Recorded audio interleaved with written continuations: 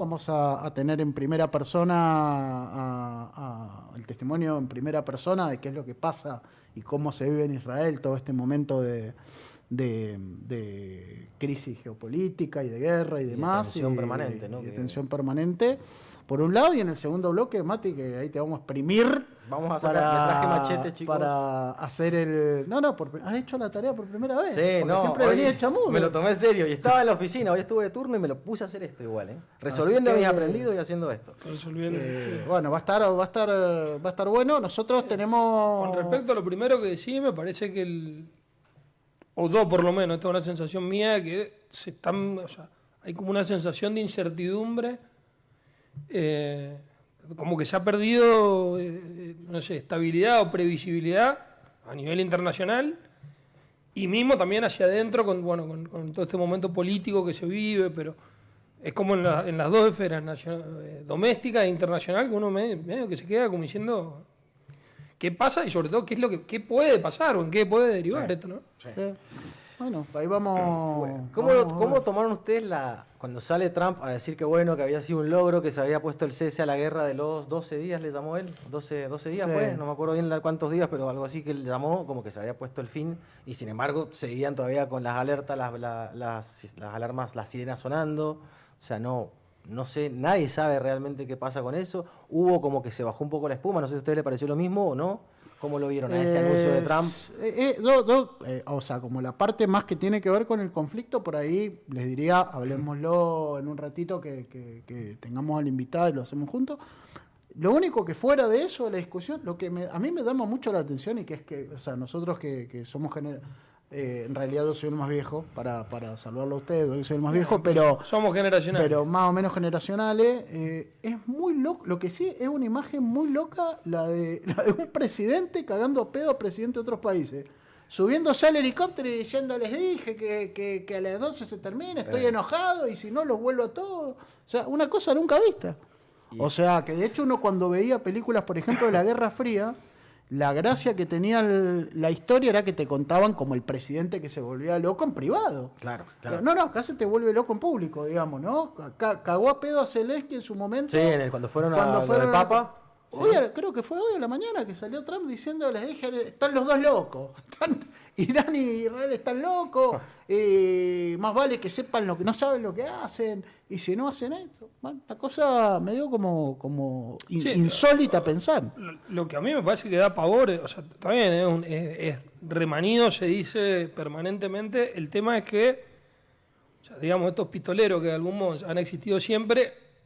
Hoy hay un potencial de escala, digamos, que vos decís, o sea, te digo que a veces yo creo que mucha gente está un poco en el modo como ni pensarlo. ¿Me entendés? Porque vos decís, un boludo de esto se vuelve loco.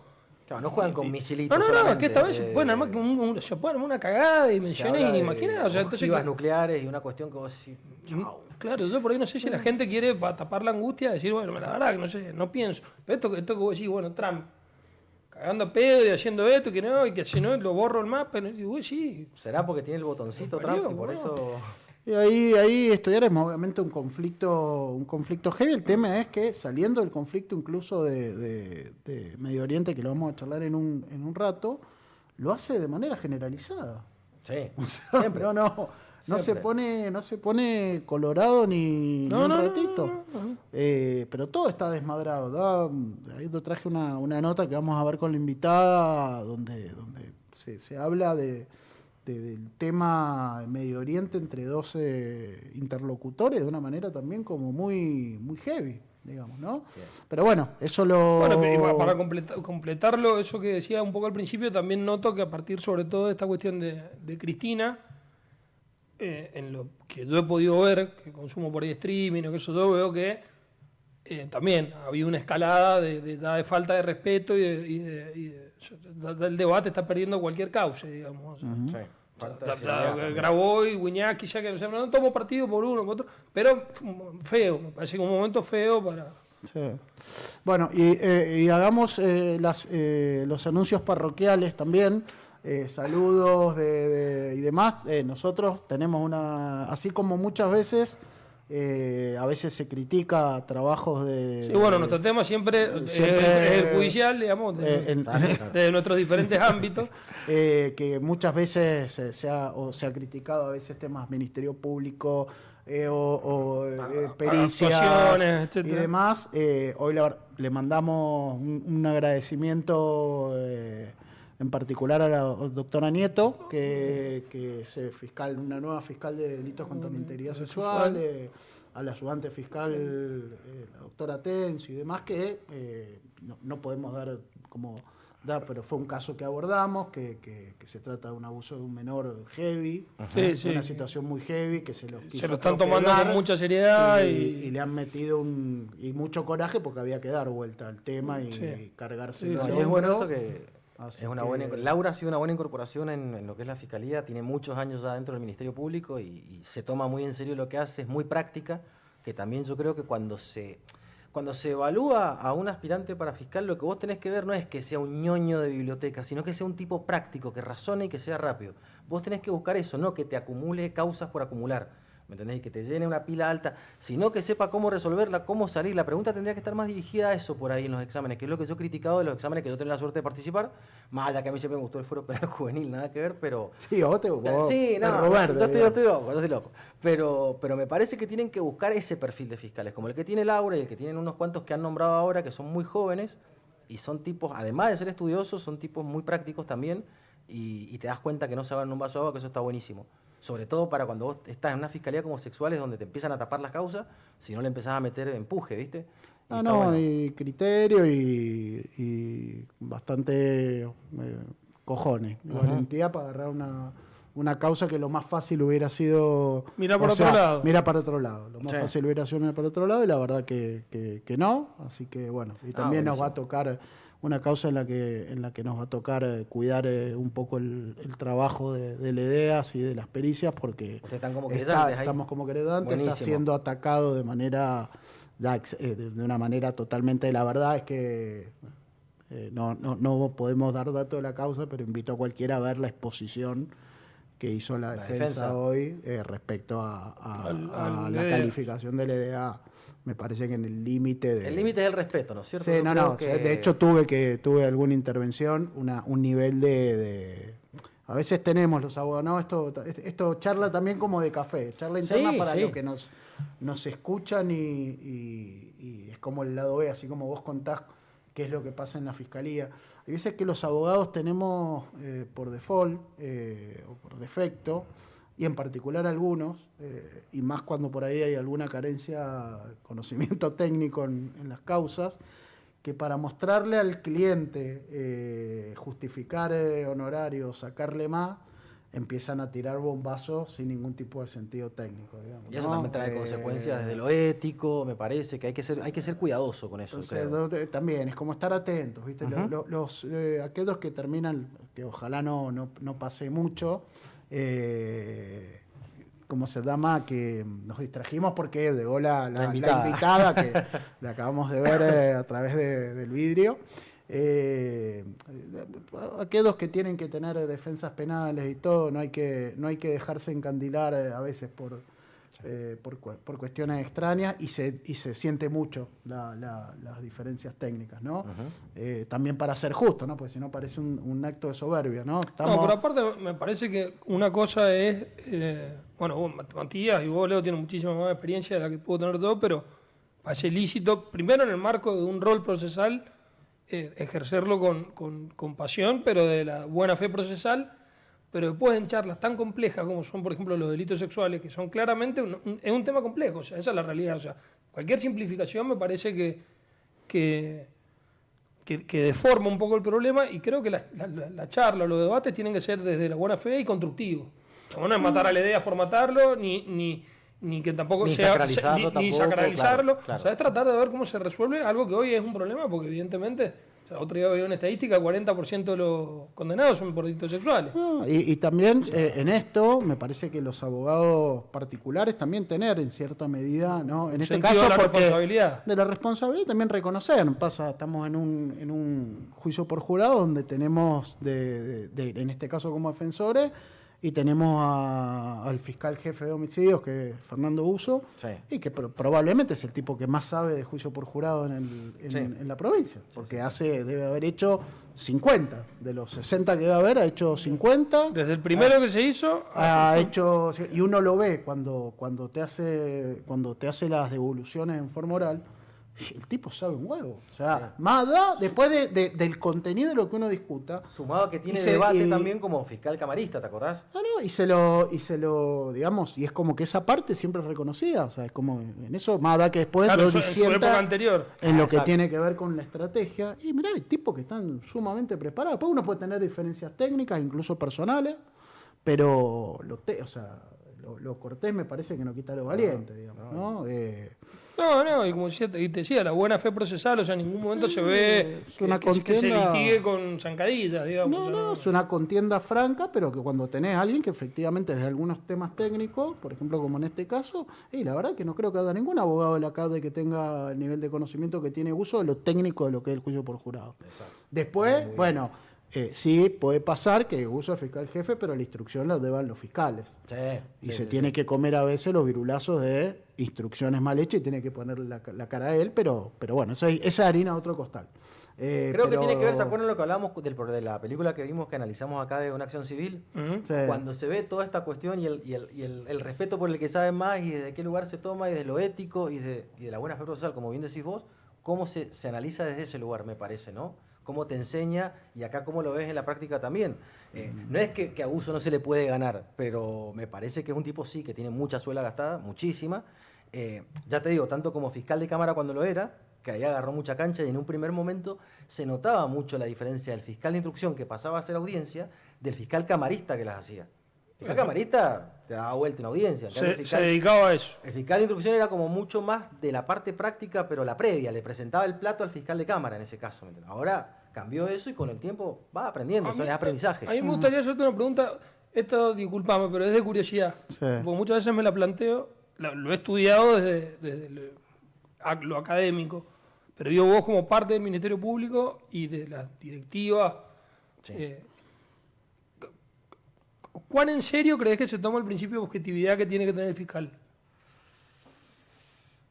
Qué pregunta complicada. A ver, si vos me lo preguntás a mí, yo creo que el principio de objetividad está muy vulnerado en este caso porque vos inevitablemente vas a ser parcial. Vas a tomar partido por una parte que siempre va a ser acusar. Vos vas a tratar de por todos los medios acreditar que la persona que tenés enfrente imputada cometió el delito y que fue él y que el delito ocurrió. Entonces, cuando dice no, porque tiene que haber una imparcialidad en la justicia, hay que tener cuidado con esa palabra, pues yo siempre digo, ni ustedes como defensa, cuando les toca estar en el lado de la defensa, ni los que están en la parte fiscal, van a ser parciales el 100%. O sea, no van a ser imparciales, van a ser parciales siempre, van a tomar partido por uno de los dos lados. Entonces ahí como que es complicado trabajar con el principio de objetividad, ¿me entendés? En ese sentido. Pero siempre yo me la hago a la pregunta porque digo, obviamente que hay un desnivel de recursos entre la fiscalía Sí. y la defensa. Sí, Parece claro. que la defensa claramente es parcial y eso está fuera de discusión. Pero te digo, che, un tipo que tiene experiencia, no estoy hablando de uso, digo en general, pero él tiene mucha experiencia, mucho training, mucha maña.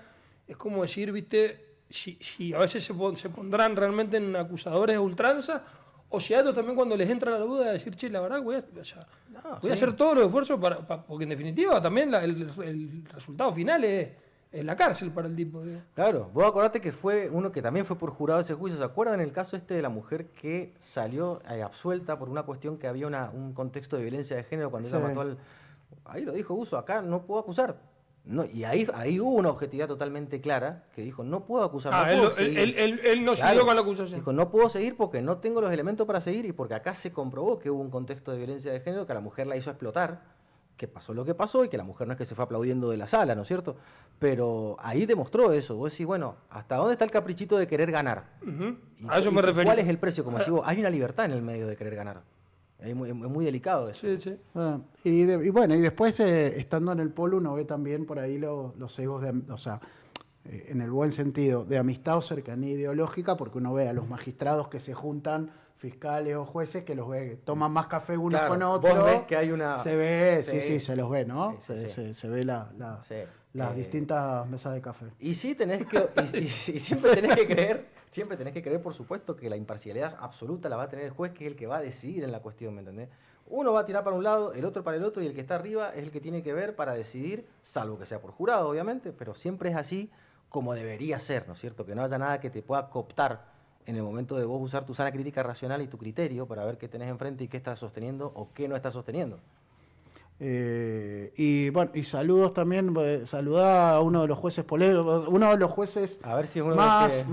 más polémicos supuestamente, dos de los que más Bueno, respeto. ahí y justo iba a hacer le vamos a ceder a Fede que ha tenido una experiencia. Ayer tuve mucho miedo, para empezar, tengo que reconocerlo, porque o sea, un recurso que obviamente Leo me prepara, digamos, pero sale sorteado un juez de esos también, de la vieja guardia, al cual le tenía me tenía bastante intimidado ya enfrentarme a él, y la verdad que me ha sorprendido también en mi corta experiencia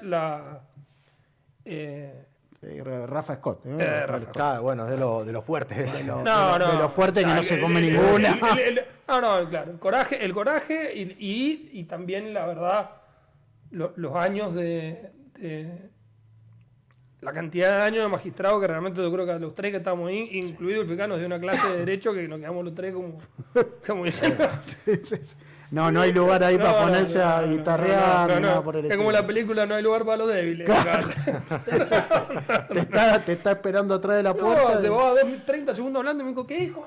Dije, quiero ir. Sí, uno de los... No, pero son los tipos que impactado marcaron. porque creo que esos tipos sí fallan con su... o sea, no fallan con el termómetro social. No les importa lo que sale en el diario ni nada por el estilo. Así que... Bueno, bien, che. Qué bueno. Una semana interesante. Antes de pasar al break, empezar con alguna recomendación. Yo vi una serie que recomiendo a mis parroquiales. Recomiendo una que se llama Mamíferos en Amazon Prime. Unas 4 capítulos. No lo he visto. Interesantísima, un matrimonio aparentemente muy feliz, muy enamorado, y mientras que están muy enamorados en una casa de campo, qué sé yo, él le dice a la mujer, atendeme el teléfono, y encuentra un mensaje de un amante o de alguien que le deja un mensaje diciendo, extraño tu miembro, y empieza ahí toda la cuestión súper atrapante y bien final hecha.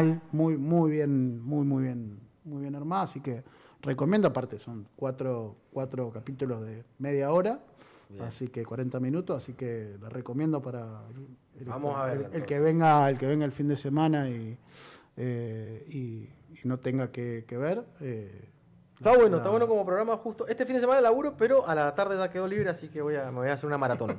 ¿A qué hora estás laburando, Mati? Esta semana de mañana estoy de 7 a 15, el fin de semana de 6 a 14, sábado y domingo. Y después, chao. Y por eso mañana y pasado descanso, vamos bien. Que nosotros tenemos acá que como parte del equipo al rockstar para los que no lo saben, Mati es el rockstar. Uno vega y está ahí, aparte, todo pinchadito. El doctor Salvi. Sí, el doctor Salvi, ¿viste? No vas a decir Matías porque te corrige. No, el doctor Salvi. La pasamos, la verdad que es una pasa lindo. Y ahora que estamos acá en Godoy Cruz, más porque viste que uno siempre quiere volver al primer amor. Estamos acá en Godoy Cruz, estamos felices.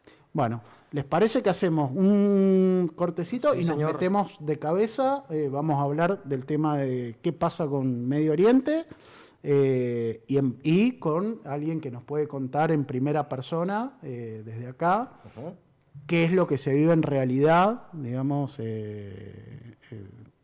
que está pasando y cómo se vive cotidianamente ahí. Así que creo que va a estar más que interesante. Así que bueno, hacemos un mini cortecito y seguimos. Bueno, aquí estamos, seguimos por Vorterix Mendoza.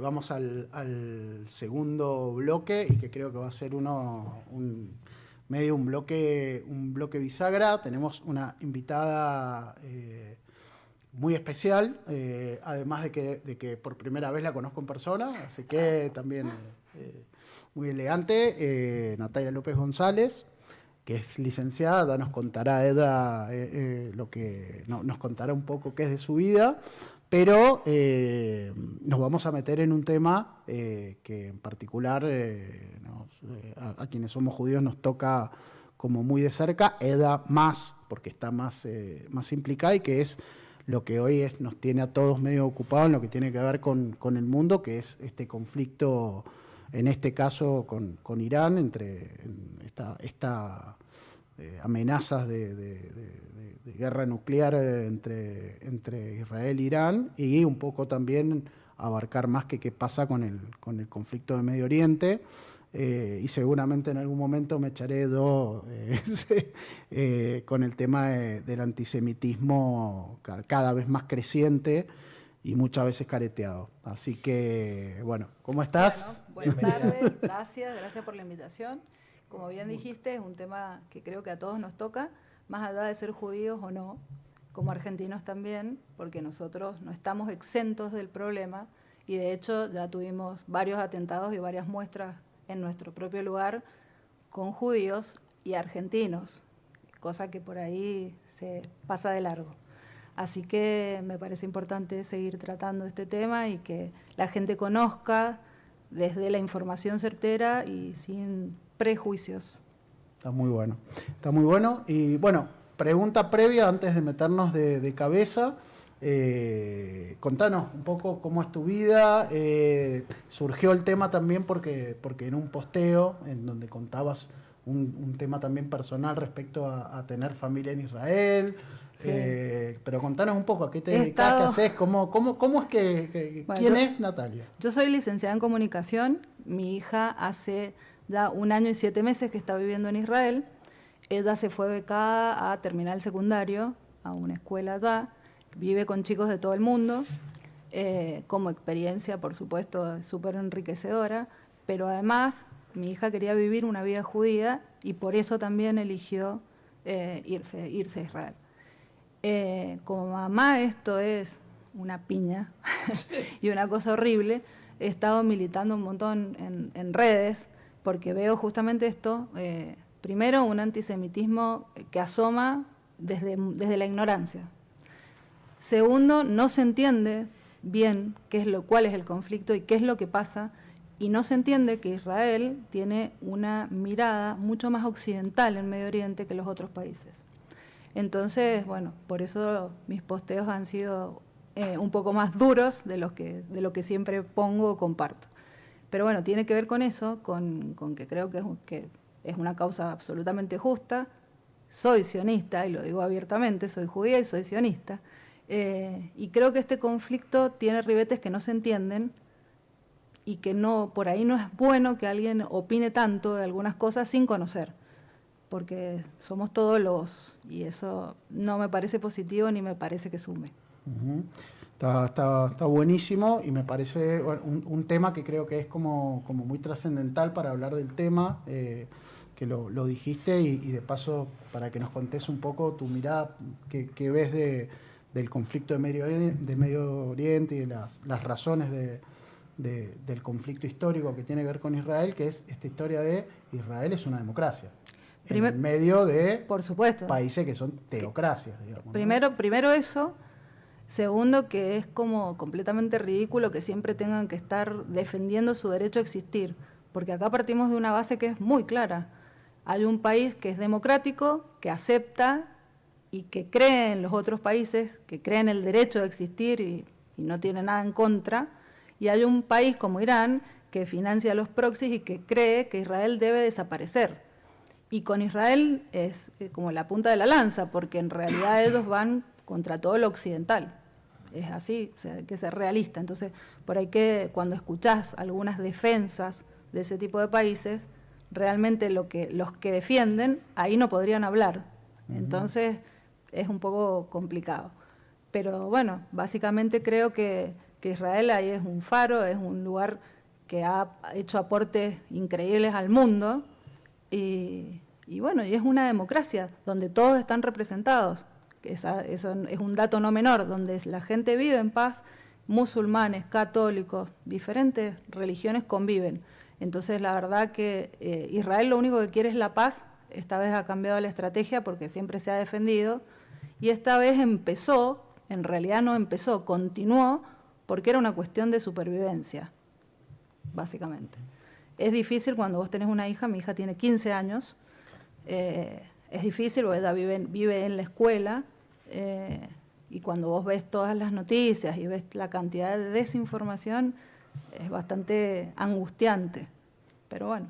¿Qué te cuente, chicos? O sea, pregunten con confianza, ven todas estas preguntas y después pregunten, pero me interesa. ¿Qué te cuenta tu hija? ¿Cómo es el día a día? Tema, si escucha sirenas y todo o sea, esta situación bélica, digamos. En Israel no hay más muertos porque el Estado se ocupa. Ese es el primer punto, que es como una tranquilidad también para ella. Les van avisando, van todo el tiempo avisándoles cuando tienen que ir al refugio. Hay alarmas, pero también hay un sistema a través de los celulares. Está muy organizado en ese sentido, porque si no, como te digo, habrían muchísimas más personas muertas. Las primeras veces fueron muy angustiantes, porque nosotros no estamos acostumbrados a algo como eso. Yo creo que ellos tampoco, porque todo el mundo te dice, bueno, pero ellos lo toman distinto porque están acostumbrados. No, no están acostumbrados. Queremos todos vivir en paz. Imagínense que si es así Israel con todo este conflicto, ¿cómo sería como país si la paz reinara? Ella escucha las sirenas y bueno, tienen que ir al refugio, tienen el refugio al lado. Han sido momentos muy difíciles, pero bueno, a mí me asombra porque la veo con una fortaleza muy importante, sin ninguna intención de volver, que eso también es todo un dato. Y bueno, y viviendo la vida judía como ella cree y como ella quiere, así que me parece fantástico. Así ha estado criada también. Sí. A mí con respecto, o sea, a ver, ustedes dos acaban de decir, ustedes son judíos, y eso me parece que puede darle una subjetividad diferente. En mi caso, el motivo principal es tratar de entender. En general me ha pasado así con todos los conflictos. Me gustaría, o sea, tengo que entender que esto tiene una génesis y se superponen un montón de elementos que en la visión de la gente le hace perder precisión, digamos. Una cuestión es el tema con Palestina, otra cuestión es el tema con los países islámicos, pero que no son todos lo mismo, ni han tenido todos. Entonces, poner un poco en contexto el origen, desde la creación en 1948 del Estado de Israel, y ahora que ha surgido más en concreto, digamos, la génesis del conflicto con Irán. Porque o sea, hubo toda una etapa en donde Irán tenía intereses en común con Israel. A partir de cambios en Irán pasó a tener intereses contrarios a Israel, pero en definitiva se mezclan muchas piezas, digamos, Hamas, Hezbollah, Irán, Palestina. ¿Qué interés en común Israel con Irán? En una primera etapa, o sea, antes de la revolución de los ayatolá, era pro-occidental Irán. Digamos, hasta el 79 era pro-occidental. Es que el problema sucedió en Irán, no en Israel. Claro. O sea, de hecho, el aeropuerto de Teherán fue construido por arquitectos e ingenieros. Por eso había una relación se trabajaban conjunto y ellos vivían de otra manera, mucho más occidental. Si ven las filmaciones, ven las mujeres y la forma de vida tenía mucho más que ver con nosotros. Esto no creo que haya sido algo, digamos, generado, gestado por Israel. Israel lo menos que quiere, vuelvo a decir, yo, por supuesto que soy judía y vos me podés decir es muy subjetivo, pero en realidad las pruebas nos remitimos. Hasta el 79 había una excelente relación con Irán. Eso se terminó porque después ellos pensaron que Israel era mejor como enemigo. Y yo creo que en este momento Israel está conduciendo un cambio enorme en Medio Oriente porque está en paz con la mayoría de los países vecinos. Sí, yo creo que es esto, como siempre gira como un poquito el tema, me meto y me criticás, lo que sea, que sabes mucho más que yo. En el 79 lo que pasa, o sea, creo que hay dos como hitos que marcan mucho esto en el 79, que Irán pasa a ser una democracia y pasa a ser una teocracia. O sea, es un gobierno que no es democrático, que tiene, o sea, es un gobierno islamita, digamos, y donde entienden que Israel tiene que desaparecer. O sea, Claro. tiene el Estado de Irán, no es que tiene un conflicto limítrofe, no, creen que Está bien. los No, judíos pero, no tenemos por eso, pero derecho a para existir. poner en contexto, o sea, Claro, o sea, a partir del claro, 79... pero a ver, Estados Unidos no es un país que se ha caracterizado precisamente por exportar la democracia. De hecho, ha tenido un rol activo en generar un montón de conflictos. Entonces, yo digo, hasta tomando, no sé, un escritor muy famoso que es israelí, que es Harari, es muy crítico de Netanyahu y de la política de Netanyahu. Y él Ahora- dice que él es un líder ultra y que ha llevado a Israel a transformarse en un país ultranacionalista y autoritario. Entonces yo digo, para poner un poco de objetividad en el conflicto, como para que no quede, o sea, una cuestión tan maniquea como decir, bueno, los buenos son estos, aclarando desde ya que lo del 23 de octubre, 7 de octubre, me pareció, o sea, es injustificable el terrorismo, o sea, de ningún modo defiendo, sino que trato de decir, bueno, cómo se ve este conflicto en una perspectiva histórica y más o menos objetiva. Se entiende un montón el punto. Yo no creo que Netanyahu haya hecho ninguna de las cuestiones que vos acabas de nombrar así tan específicas. ¿Por qué? Porque también las otras fuerzas políticas de Israel están apoyando y apoyaron esto. Israel es una democracia, entonces no nos olvidemos de esto. Puede ser muy controversial, no lo vamos a discutir a eso porque sí, hay gente que lo va a apoyar más o un poco más de derecha, si querés, entre comillas, en Israel y otros no tanto, pero hoy por hoy están todos alineados con las decisiones tomadas. Y también es una posición muy incómoda, me voy a los rehenes, o sea, hicieron un montón por encontrarlos, todavía hay un montón de gente secuestrada, y no es tan fácil o tan de una sola vía la solución, ¿sí? Estados Unidos ahí no es por defenderlo específicamente, porque sabemos que también hay cosas que no han estado a lo mejor tan buenas, pero si Estados Unidos hoy no se hubiera involucrado, esto todavía continuaría. Entonces también hay que ser honesto, y honesto intelectualmente, porque si no tomás la posición de Francia o posiciones que son, la verdad, muy tibias, y acá se necesita acción, se necesita decisión. Y en eso no se puede discutir el liderazgo de Netanyahu. Más allá de que te guste más o menos, pero había que tomar decisiones, y es lo que pasó. Y ahí me quedé pensando, lo que decís, no para aquellos que no, porque lo citás a Harari es autor de Homo Sapiens, y es como un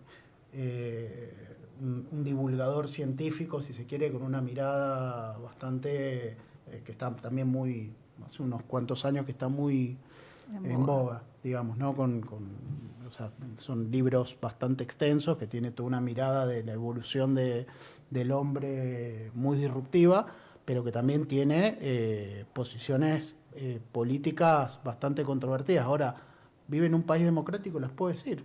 O sea, Claro. ¿qué pasa si un ciudadano palestino tiene opiniones muy controvertidas contra Hamás y sale a decirlas públicamente y decir de que hasta que Hamás no pare? ¿Cuánto dura vivo? No, pero no sé, ¿a qué te parece polémico del planteamiento de Harari? No. Me parece a mí Está- no, sumamente acertado distinguir Hamás de Palestina, que es un error bastante común. Lo que él dice justamente es, no todos los palestinos quieren... Pero no se han levantado. Son Hamás. Pero no se han levantado. En el peor momento del nazismo hubo gente que salvó judíos. ¿A los secuestrados alguien les ayudó? Ojo, porque entran a trabajar a Israel, tienen la salud en Israel, Israel los ayuda un montón y esas noticias acá no salen. Entonces, por ahí siempre demonizar una parte no es algo positivo. Ellos están cooptados por terroristas, pero todo el dinero de las organizaciones de ayuda terminó en túneles y en armas. Entonces, ¿quién es responsable de su gente? ¿Quién los usa como escudo? O sea, es muy difícil porque además dejan a Israel en una posición muy complicada. Si vos atacás su base, atacás un hospital o atacás una escuela. O sea, ¿qué persona realmente en su sano juicio usa chicos enfermos como escudo humano. Cuando fue lo del 7 de octubre, organizaciones de ayuda humanitaria tenían terroristas en sus filas. Hay videos matando gente y llevándose los cuerpos que todavía no han devuelto a Gaza y eran, no sé, los que manejaban las ambulancias de esas organizaciones. Entonces, se exige en este momento una honestidad intelectual respecto de esto. Son terroristas y hay que decirlo con todas las letras. Eso no se va a terminar si no hay una unión y un criterio realmente para poder sacarlos. Para poder sacarlos. Es como un cáncer eso. Y se extiende y hay un odio que no tiene ninguna justificación. Y es como te digo, como país, Israel, para poder paliar esas cosas es bastante difícil. ¿Cuántos atentados hubieron antes? Porque nos estamos yendo a este último tiempo, pero ¿cuántos atentados hubieron antes? ¿Cuántos se ha podido prevenir por la política que tiene Israel?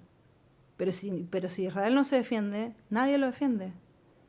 Y eso ya lo vivimos. Entonces, nadie está dispuesto a poder soportarlo. Por eso es como también muy, muy fácil criticar desde acá una posición que la ves a la distancia, que no la estás sufriendo todos los días. Yo estuve en Israel ya hace varios años. Apenas llegas, lo primero que te dicen, mira, esta es la habitación de seguridad, esta es la pared, acá está el refugio. Y te estoy hablando de 2008. Y estuve a 5 kilómetros de Gaza, la primera vez que llegué a Israel. Uh-huh. Entonces, es complicado pensar también el conflicto con una mirada solamente occidental, porque ellos también tienen otras creencias, otra manera de pensar las cosas, que para nosotros no van con nuestra cultura, nuestra manera de vida. Entonces, es una situación complicada la de Netanyahu. Sí, vos me decías, polémica no por lo que pega, o sea, porque de hecho me parece que es válido, no es el único que lo piensa. Tiene la posibilidad de polemizar con las decisiones del primer ministro del país, digamos, y no pasa nada, digamos. Está bien, me refiero a que él cuando pone en contexto que una enorme cantidad del origen de los judíos son árabes, porque es esa zona, digamos. Pero es que no, o sea, porque una enorme cantidad de los judíos son árabes. Porque históricamente fue así, o sea, fue ahí donde surgió. Pero lo que pasa es que acá hay una parte... Pero por eso que digo que hay una gran confusión en la cuestión de decir, ahora parece Occidente como anti-Occidente, y a mí hay un actor que es lo único que me gustaría poner en contexto, que es decir, cuánto contribuye a resolver y cuánto contribuye a haber generado conflictos que tienen hoy una escalada que no se sabe cómo va a terminar. O sea, yo entiendo desde el punto de vista esto del ser humano, pero en todo caso, bueno, el judío, el derecho a reivindicar el Estado de Israel, y yo estoy a favor de eso. Pero cuando veo actores como Estados Unidos y como este conflicto con Irán ahora, que no es lo mismo, o sea, a lo que voy es que no es lo mismo que el conflicto por la Franja de Gaza. Es que esto empezó el 7 de octubre. Claro. Esto empezó el 7 de octubre, esto no empezó ahora. Esto empezó el 7 de octubre. Esto empezó el 7 de octubre. Y siempre Irán ha sido un aliado de los países y un financista, digamos, de los países islámicos. A ver, un país que financia terroristas es un país terrorista.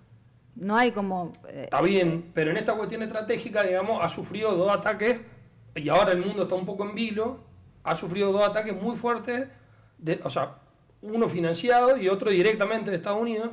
Y ahora toda esta cuestión geopolítica, es decir, si iba a parar el estrecho de Hormuz, iba a cortar el suministro de energía mundial y lo que sea. Yo, bueno, no sé, o sea, ¿cuál es la manera de gestionar los conflictos, digamos? Porque claramente que hay un problema tremendo. O sea, con los Houthi, los Hezbollah, Hamas... ¿Cómo negocias? Yo te pregunto, yo te entiendo perfecto. ¿Cómo negocias con un terrorista? Cuando no le importa ni su vida, ni la de sus hijos, ni la de su pueblo, y vos sos el enemigo a destruir. ¿Cómo negocias con él? No, yo luego, a ver, te digo la... es una pregunta tipo retórica. Te soy 100% honesto, no la tengo, solo trato desde mi lugar, mi primer sentido de la humanidad es decir que no sea un juego de suma cero. No, perfecto, pero hay una cosa que hay que aclarar. En el ataque de ahora, los objetivos fueron militares y estratégicos. Sí. Irán hizo todo lo contrario. Entonces hay una diferencia de criterio y hay una diferencia moral, y no es algo menor. Lo que pasa es que la parte que no termino de... No es que no termino de entender, o lo entiendo para dónde va, pero que a mí me parece como... Acá hay un tema que acá sí tiene que ver el antisemitismo, que es desde que existe el Estado de Israel, y lo sé porque tengo un abuelo que tiene libros escritos sobre este tema, en realidad hay como una crítica que quedó de la Guerra Fría, digamos del año 48, que tiene que ver con esta cosa de que Israel es imperialista porque es aliado de Estados Unidos, y hay como una crítica permanente, y lo que se está dejando de lado es que los judíos somos perseguidos, o sea, fuimos expulsados de nuestra tierra hace 2000 y pico de años, y vos tenés, o sea, cosas que muchas veces se olvidan o no se tienen en cuenta. Cuando la reina de Castilla, al mismo tiempo que estaba financiándole a Colón para venir acá, estaban sacando la ordenanza de expulsión de todos los judíos de España, del Reino de España. Para que se entienda lo que esto significó en los hechos concretos, venía la Inquisición y sacaba a la gente a punta de lanza, como estaban, y de hecho... es muy común ahí aquellos judíos que son más de origen sefaradí, que son de origen que tienen origen árabe o de países de la región. La mayoría, porque son los lugares a donde pudieron escapar, digamos, de forma más inmediata. Otros llegaron, muchos, vas a encontrar que tienen de recuerdo de generación en generación una llave, porque era la llave de su casa, que obviamente no tuvieron tiempo de sacar nada. Para poner un ejemplo, es como que hubiera en Argentina viniera en este caso somos un país democrático, por eso no ocurriría esto, pero durante el gobierno militar dijeran vamos a echar a todos los, no sé, a todos los colorados, como me decís vos, colorados pelados, y te vienen y te sacan a 10.000 tipos un día por el otro sin poder sacar la ropa, nada, y si todavía te querés quedar te matan. Y esto es la historia, digamos, que tenemos como pueblo. O sea, fuimos expulsados hace un montón, y venimos en la historia replicando esta historia. Y lo que pasó en el 48 no tiene otra cosa que ver. También hay una cuestión que de hecho, desde el punto de vista filosófico, lo que tiene que ver con la Shoah, con el Holocausto, o sea, todavía hay gente que cree que no pasó. que es una operación de prensa de que mataron 6 millones de judíos en horno, y son chistes. Entonces, y hay como una cuestión, y que ahí te voy a pedir, porque te voy a pedir, Steven, que yo quiero, de paso comparto y sigo charlando, que es un tema que para mí es... ¿qué significa el antisemitismo para mí, por ejemplo? Que para mí sí existe, digamos, porque fíjate que lo que pasó el 7 de octubre es como, bueno, sí, lo que pasó el 7 de octubre, no, parece es una tragedia, es una tragedia de la humanidad. Te entraron 200 tipos en la Delta, te masacraron bebé en horno microondas, lo filmaron. Se fueron, te liquidaron, te liquidaron gente. Allá sí saben, porque es una perdón que me estoy extendiendo, No, que es todos tienen un mismo origen, digamos, el Islam con el judaísmo y el cristianismo hay un origen común. Saben perfectamente el origen de base religioso, saben que para los judíos el cuerpo, digamos, es muy importante poder tener el cuerpo para que hasta que no tengan una sepultura judía conforme al rito. Para nosotros es valen exactamente lo mismo esos cuerpos. Son como tener personas secuestradas. Es como, pero es notorio, acá sí es como, yo lo vivo como muy fuerte, que es la contestación de que te entraron y te masacraron de una manera absolutamente bárbara, que es lo más parecido. Un festival que estaba haciendo por Claro. la paz. Festival de música, imagínate si eso hubiera pasado en Reino Unido, en Francia. Es lo más parecido a las crucifixiones, si querés, para los cristianos, qué sé yo, decir, te masacro 2000 tipos, te los grabo y te los replico por todos lados y te los muestro cómo te hago mierda gente. Es muy difícil creer que no hay una mirada, porque después la cuestión geopolítica. Mirá, si querés, acá hablando como abogado, ¿no? Existe el derecho internacional. Si Netanyahu, cuando pase todo, cuando deje de ser, porque por ejemplo, una de las cosas que dice Arario, que hay muchos críticos, es que Netanyahu con esto lo que está queriendo hacer es encubrir juicios. Ponele que esto sea así. Bueno, acá tenés en Argentina la mujer más poderosa de Argentina, durante los últimos 25 años, fue presa. Netanyahu tiene una orden de captura del Tribunal Penal Internacional. Yo lo que te digo es el matiz y hasta qué punto analizar. O sea, para mí, para lo personal, Estados Unidos es un estado terrorista. Bueno, o sea, es una posición fuerte. Bueno, pero está confirmado. O sea, participó en todas las dictaduras militares, o sea, financió todas las dictaduras latinoamericanas. O sea, se ha metido en guerra en el Golfo Pérsico. Bueno, o sea, me parece que es una cuestión bastante. Pero pero te cierro la idea. Digo, acá el matiz que complica, me parece un poco las cosas, es que, y te insisto, porque no quiero que queden dudas con eso, o sea, estoy 100% en contra del antisemitismo. 100. O sea, yo en lo particular jamás voy a reivindicar eso, pero me parece que un matiz que no es menor, es una alianza de Israel con un Estado que claramente tiene intereses geopolíticos y que no creo que tienen que ver por defender un valor humanitario. Igual todos los países tienen intereses geopolíticos, todos. No hay un solo país que no tenga interés geopolítico. Bueno, por eso, pero cuando vos decís, en este conflicto contra Irán, vos decís, tenés, no sé, una cortina de hierro que si te tiran 100 misiles, por suerte, digamos, 99 te los baja, y salen 10 millones de dólares cada uno y te los financia Estados Unidos, o después cuando tenés que hacer unas bombas que están a 60 metros, el único país del mundo que la tiene es Estados Unidos, y toma postura de un lado, digo, bueno, contribuye a generar situaciones que no se van a solucionar nunca. Es decir, esta gente que no quiere la paz y nunca la ha querido, o en definitiva, se los mete en situaciones para después justificar, de decir, pero si fue otro, en todo caso, el que lo fue a agredir primero y generó un conflicto que no, porque por lo menos a principios de siglo no existía, de este siglo. Pero no termino de entender, o sea, yo te entiendo la postura ideológica respecto a Estados Unidos, bueno, son posturas ideológicas, ¿no? Eso es una posición tuya, algunos coincidirán, otros no coincidirán, bueno, es una posición. Si querés, dentro al conflicto concreto, primero, no es lo mismo Estados Unidos cuando tiene gobiernos republicanos que demócratas, ¿no? O sea, claro. Si no sería todo lo mismo. Estados Unidos en el año 2000 llegó lo más cerca que hubo de que haya una paz en la región, que fueron los acuerdos de Oslo en el 2000. Los acuerdos de Oslo en el 2000, que le costó la vida por un fundamentalista israelí, a Isaac Rabin, que era el presidente, el acuerdo de paz de Oslo fue generado por un gobierno americano. Yo con esto tampoco no tengo interés en ponerme a defender, pero hubo un acuerdo de paz en ese momento. Pero al margen de esto, ¿qué fue lo que ocurrió en conjunto? Porque lo que queda muy grabado en el común es, mirá, asesinaron a su presidente, vino un israelí, un fanático loco, que es como que acá el que le quiso pegar un tiro a Cristina, ¿no?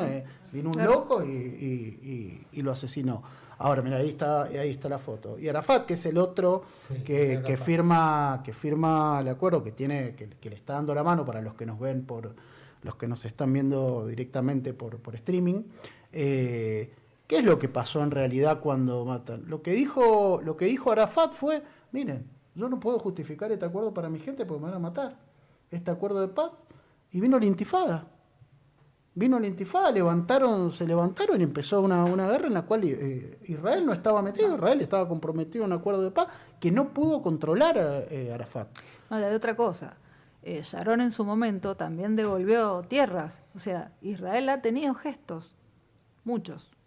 Entonces, digamos, poner todo contra Estados Unidos en este caso, yo creo que en esta situación puntual lo que pasó era necesario. Porque si ellos podían tener una bomba la verdad que estamos todos en peligro. No solo Israel, son peligrosos. Y hay que entender que ellos van en contra de todo lo que es occidental. Se empieza por Israel, pero complicados están casi todos los países europeos. Francia, Estados Unidos, Gran Bretaña, Alemania, están complicados porque también hay muchos fundamentalistas. Está bien, es verdad que han habido muchos conflictos, pero también han tenido muchos conflictos internos entre sus propias etnias. Y lo que pasa con los palestinos, por más que muchos no lo dicen porque no es políticamente correcto, y lo voy a decir porque no soy políticamente correcta, es que ninguno de los países árabes quieren darles un lugar tampoco. Entonces el problema lo sigue teniendo Israel. Egipto no los deja pasar, Jordania no los deja pasar. Entonces, ¿quién es en realidad el generador del problema importante que hay en la región? Israel lo único que quiere, vuelvo a repetir, es vivir en paz. Lo que no va a admitir es que quieran borrarlo del mapa. Vos sabés que me voy a quedar con esta idea que tenemos de estamos teniendo una discusión en público de las que tenemos a veces en privado, pero vos estás teniendo una idea bastante parecida ahí, Steven, si tenés la nota. Ahí vamos a ver tres extractitos, si se animan a que lo vemos juntos y lo debatimos. Es una entrevista que tiene 2 años ya, que fue justamente cuando fue el atentado entre Maslatón, para aquellos que no, creo que es muy conocido Maslatón, lo conocen todos, en particular desde la irrupción de Milei, que es un tipo muy reconocido, con mucha actividad en las redes, que es libertario, no del partido libertario, sino libertario en su concepción filosófica, y es judío, digamos, y con mucha relación con Israel. Y un periodista, por llamarlo de alguna manera, que es un antisemita de mierda, que es Cunio, que es el que está ahí, y que no tiene ningún problema. Pero es un tipo que no tiene problema en decir algunas cuestiones, digamos, porque él se reivindica y él tiene una teoría, porque esto no está en los recortes. Vamos a ver 3 recortes. Una de las cosas que no me acuerdo si está en los recortes, él le decía algo parecido a lo que dijo Cunio a Maslatón, le decía una cosa como que si Israel es aliado de Estados Unidos, él está negando la reivindicación por las Malvinas. Le decía a Maslatón que defiende a Israel. Pero entonces no me entendiste entonces. Pero pará. No, si vos no dijiste eso. Evidentemente no me entendí. No, por eso, pero a lo que voy es que identificar naturalmente que una alianza es heavy. De acá, mira, voy a hacer un medio al estilo pasconiano. El último, el que es más cortito, porque acá dice algo muy puntual, Cunio, que para mí es la esencia del antisemitismo, muy concreto, y que invito a los que nos están escuchando a tener total sinceridad y decir la verdad, no la careteen, ¿entendés? No la careteen. Cuando uno dice que es judío, te miran con te miran con cara rara diciendo, sin caretearla, ¿entendés? Porque es como si uno tuviera que andar pidiendo permiso para ser judío. Pero él dice algo muy puntual, fíjate si encontrás el último, son creo que 30 segundos, ¿no? Es muy cortito, pero es muy simbólico para mí lo que le plantea Cunio a Maslatón.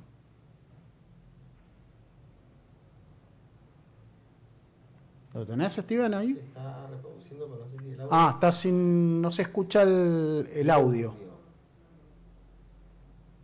Bueno, okay. Ahí que en realidad arrancamos casi por el final, después vamos a poner un par de pedacitos, pero para mí representa muy fuerte, él hace ahí una interpretación que es muy común y que tiene que ver con el sentimiento, porque Israel es un país como cualquier otro, digamos que tiene sí una implicancia. A ver, lo escuchamos. No quieren saber nada con ¿Y las jóvenes generaciones judías? Tampoco. Bueno. Tampoco. Lo que pasa es que tiene un ejército nacional, envidiable, por cierto, donde todos hacen el servicio militar, hombres y mujeres. Contame por están qué preparados para la defensa. Contame por qué hay chicos que se van de acá a hacer el servicio militar a Israel y acá no lo quieren hacer.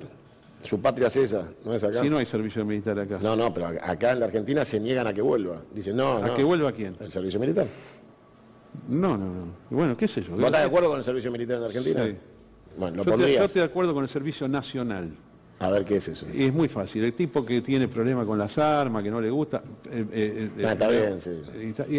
La objeción de conciencia sirve. Sí, está bien. Pero a mí me parece bien que un año de la vida de una persona, 18, 19 o 20, diga, es más, para mí tiene que ser una condición para la ciudadanía. Sí, no va preso si no quiere. Yo no haría nada con un tipo. Pero ¿sabe qué? Vos tus derechos políticos los perdés. Ahí estamos.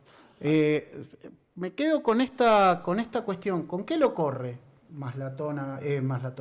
Cunio le dice, van a hacer el servicio militar allá y acá se quejan. ¿Cuál es su patria? ¿Qué da acá? ¿Qué quiere decir con eso? O sea, ¿qué está queriendo decir? ¿Que los judíos somos infiltrados en los países en los que vivimos? La mayoría de los judíos vivimos en la diáspora. O sea, la diáspora es que estamos dispersos por el mundo, sí. Pero porque nos hicieron mierda, no porque no nos gustaba nuestro país, digamos. Y el tipo lo corre con eso, digamos, y para no seguir, porque si quieren escuchamos 3 minutos del inicio de la charla, digamos, como para ponernos más en contexto, ¿no? Yo estoy, como lo escucho a Cunio, tengo, y acá se escucha este pedacito nada más, pero realmente es un nazi que no sé por qué nadie dice nada, digamos, ¿no? Vamos.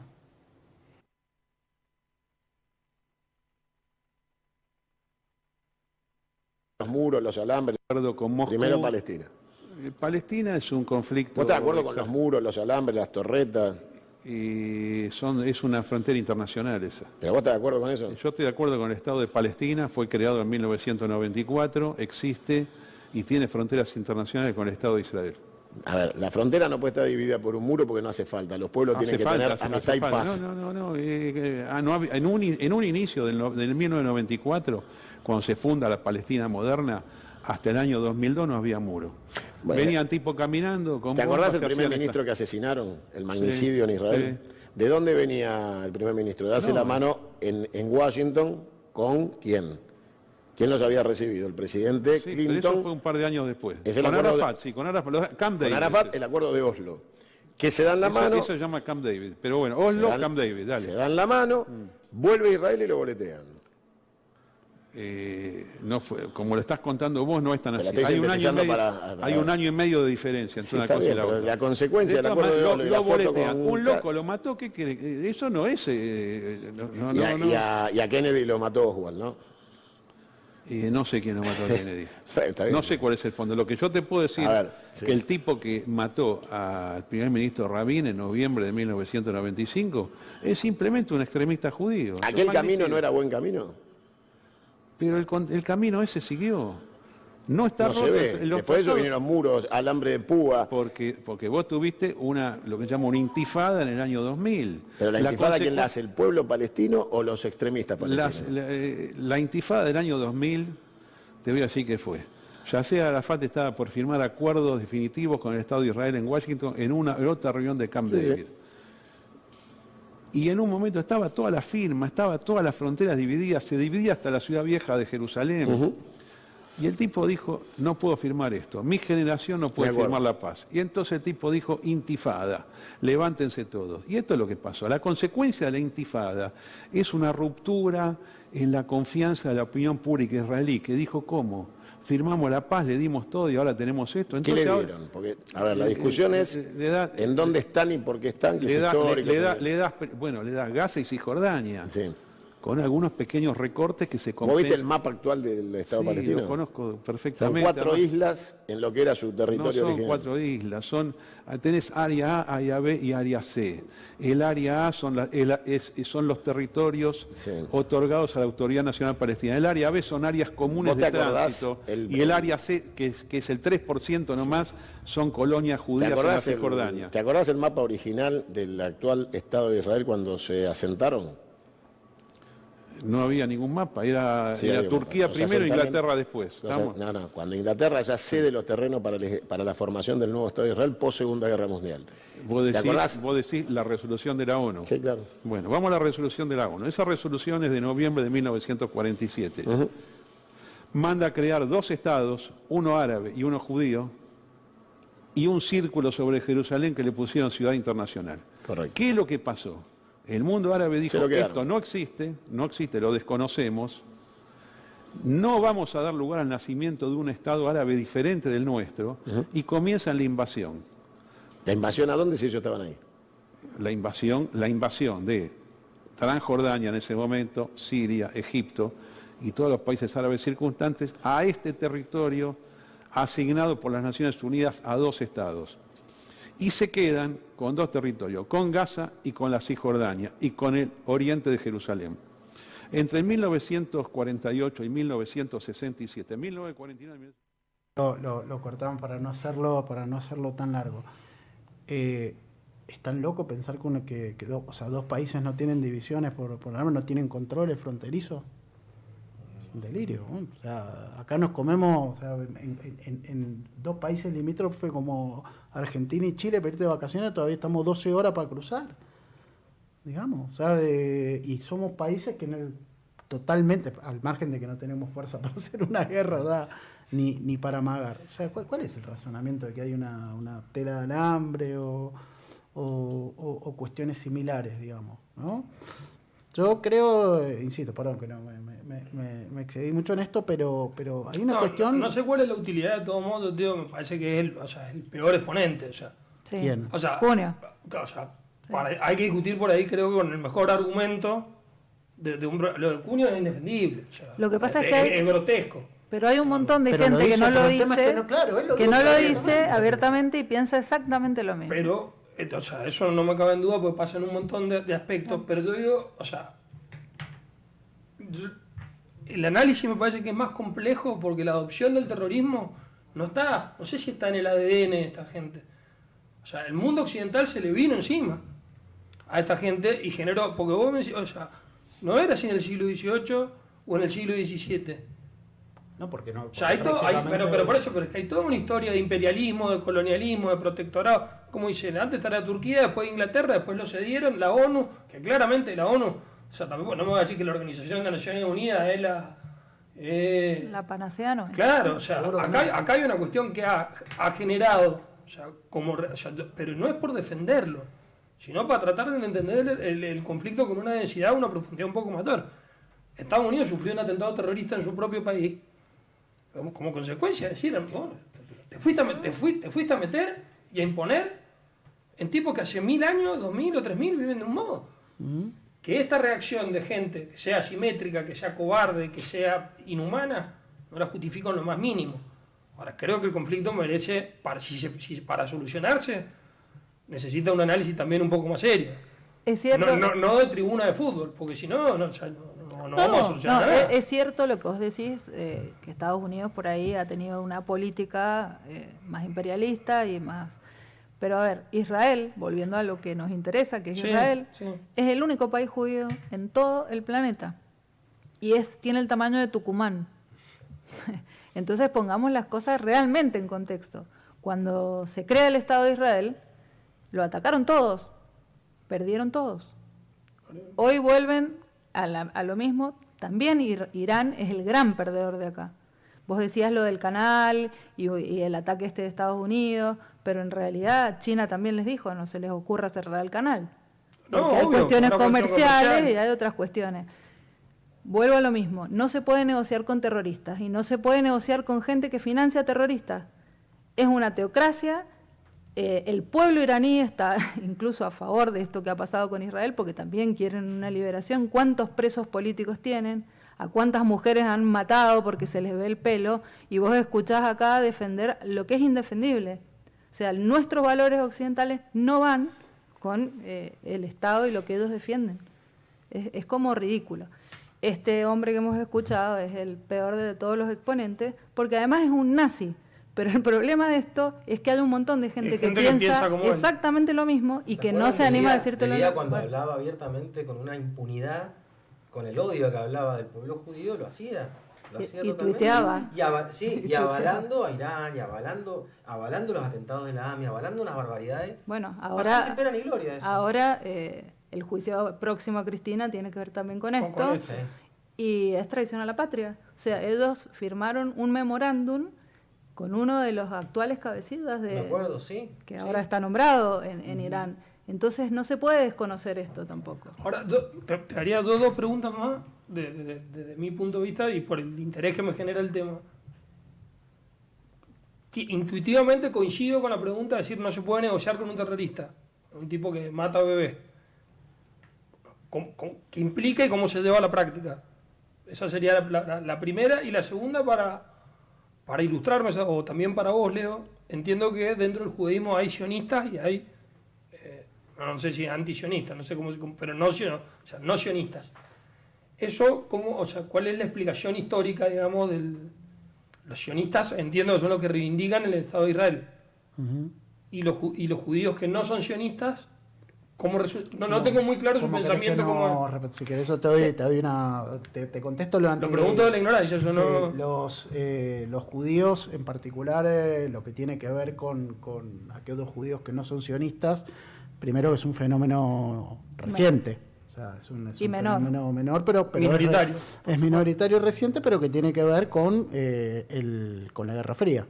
O sea, lo que se puso en discusión es, o sea, cómo nace el Estado de Israel. Ante las persecuciones existió el barón Hirsch, que fue un mecenas judío, que ante la muerte y asesinato de miles de judíos, porque aparte, por ejemplo, mis bisabuelos vinieron de Rusia, pero vinieron mucho antes del Holocausto, porque mataban en Rusia durante el periodo imperialista, se asesinaban judíos, se los mandaba a Siberia, se los mataba de hambre. Bueno, lo que poco hablan también en el prefranquismo también hubo una persecución grande, los rojos, ¿se acuerdan todo lo que hubo? En España también pasaba eso, y todavía no estaba... Los judíos que no son, o sea, que son antisionistas, digamos, por decirlo de alguna manera, que de hecho tengo mi familia por el lado materno es una familia de izquierda, y tiene una visión crítica.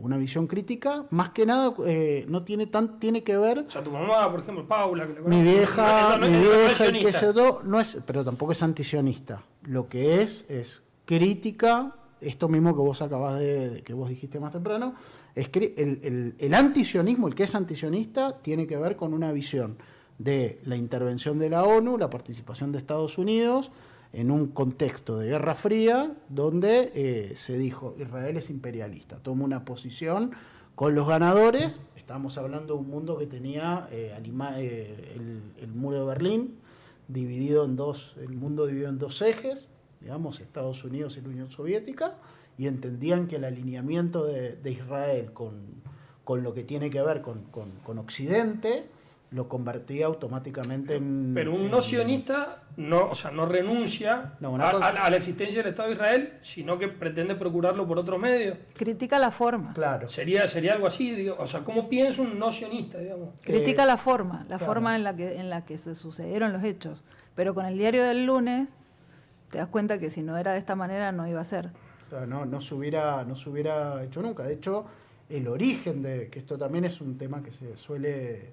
El origen del Estado de Israel tiene mucho que ver con el socialismo, no tanto con el imperialismo. Es exactamente al revés. Es gente que fue a los kibbutz, que son... Que una forma social... Es una forma cooperativa. Todavía hay un montón de kibbutz. Siguen existiendo, donde son comunidades que... Tienen hasta su propia moneda, hospitales, cerca de la Franja de Gaza había muchos. Bueno, yo en el que estuve en un kibbutz ahí a 5 kilómetros de la Franja de Gaza. Lo que no quiero dejar de decir, que no lo dijo él, es que judíos hubieron siempre. Nunca se fueron todos de la tierra. Entonces también es como, para nosotros es volver. Estamos volviendo al lugar que siempre fue nuestro. No es diferente. De hecho, había una porción muy grande de judíos ortodoxos en la zona, que nunca renunciaron a la tierra y fueron... En esta zona, en Medio Oriente. Antes de la intervención de la ONU. Imagínate que había una comunidad judía muy grande en Irán, que después que pasa esto en el 79, casi no ha quedado ninguno. O sea, la persecución fue por varios frentes, no solo por los nazis en su momento. Por eso es un poco más complicado. Y la primera pregunta que hiciste, ¿cómo terminarías esto? La única respuesta que tengo para darte a eso es que hay que bajar el régimen. y tiene que volver en todo caso el rey, que es lo que están buscando. Y es lo que el mismo pueblo iraní quiere también, porque vos pensás que si hasta el 79 tenían una forma de vida y después eso cambió de manera absolutamente radical. Podías estudiar, ahora no podés, podías manejar, ahora no podés. Eso con respecto a Irán. Podías Pero podías opinar. Claro, tenían un rey, pero podían opinar, tenían una vida Pero libre. vieron, no sé si hace poquito, hablando de esto justo, perdonen chicos, que salió, que yo lo vi en uno de los países de Emiratos, un periodista que salió a criticar una cuestión de gobierno y los mataron al tipo. Estamos hablando de un país donde te lo venden como que es el ultra primer mundo para ir y que no sé qué. Sí, wow. ¿No? Qué fuerte. Es que me parece que hay como un error de concepto. Una cosa es la prensa que tengan y el marketing Sí. en algunos países, y otra es lo que realmente pasa. Vos como turista ves solamente una parte. Claro, claro. Entonces no es tan así. O sea, volvemos a lo mismo. La única democracia que hay es Israel. Democracia como nosotros la entendemos. De hecho, hay marchas. ¿Cuántas marchas tuvo Netanyahu con el tema de los rehenes? O sea, cuánta crítica ha tenido y bueno, Y no no salen pasa a nada. perseguir ni a matar a nadie. Bueno, No. de hecho es un país que es súper multicultural. Sí. Tiene un colectivo, por ejemplo, la comunidad LGBTI es enorme y tienen total libertad. No es que están como uno cree. Por eso digo que tiene mala prensa, Sí, pero sí. mala prensa de la gente que no conoce o no se interioriza un poco por lo que... Por eso me gustaría preguntarte cuáles considerás que son las mayores falacias que la gente suele repetir y repetir como loro. Todas las que hemos hablado, el hecho de que es un país absolutamente cerrado, es todo lo contrario. Sí. Vos encontrás gente de todos los colores, con todos los idiomas y de todas las formas. Sí. Es un país, como dijiste, abierto a la diversidad, Ujú. amigable en un montón de cosas. Es un país que tiene una gran innovación tecnológica, porque esa es otra de las cosas que no se dice. Hay un montón de cuestiones que usamos todos los días y que son Incluso la medicina, los en avances todos que tienen lados. son tremendos. Entonces, por ahí es un poco... país moderno. Es un El súper mismo moderno. Harari, de hecho. Es un País moderno con universidades Súper. muy prestigiosas. Bueno, yo lo que les contaba de la escuela de mi hija es impresionante la manera, o sea, la manera que tienen de desarrollar las capacidades que los chicos tienen. Además, tienen una política muy abierta en cuanto, si vos tenés una idea y vos querés desarrollarla, te ayudan, y si fracasaste 10 veces y a la 11 la pegaste, te siguen ayudando para que vos desarrolles. O sea, la otra cuestión es la cuestión de ayuda, la cuestión solidaria. No sé, la verdad que es un país... No, yo la pregunta te la hermoso. hacía de la angustia, no de que...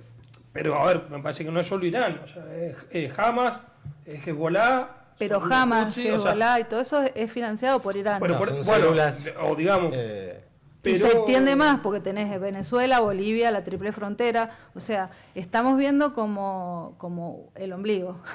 Entonces hay que abrir un poco más la mirada. Yo sé que Estados Unidos es un poco antipático en muchas cosas y es cierto, pero en este caso puntual, realmente lo mejor que puede pasar a la humanidad completa es que el régimen se caiga.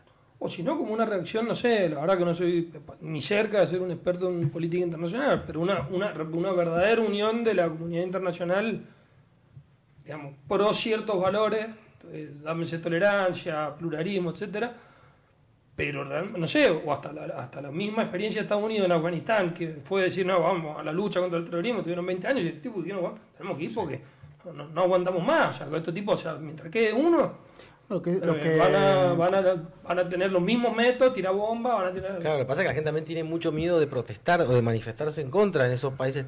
Lo sienten, porque lo sienten y desean que caiga, pero tienen muchísimo miedo de salir a Te matan. asomar a decir que están en contra de eso, o que quieren un mundo libre en su país, o que quieren que eso caiga porque saben que le cortan.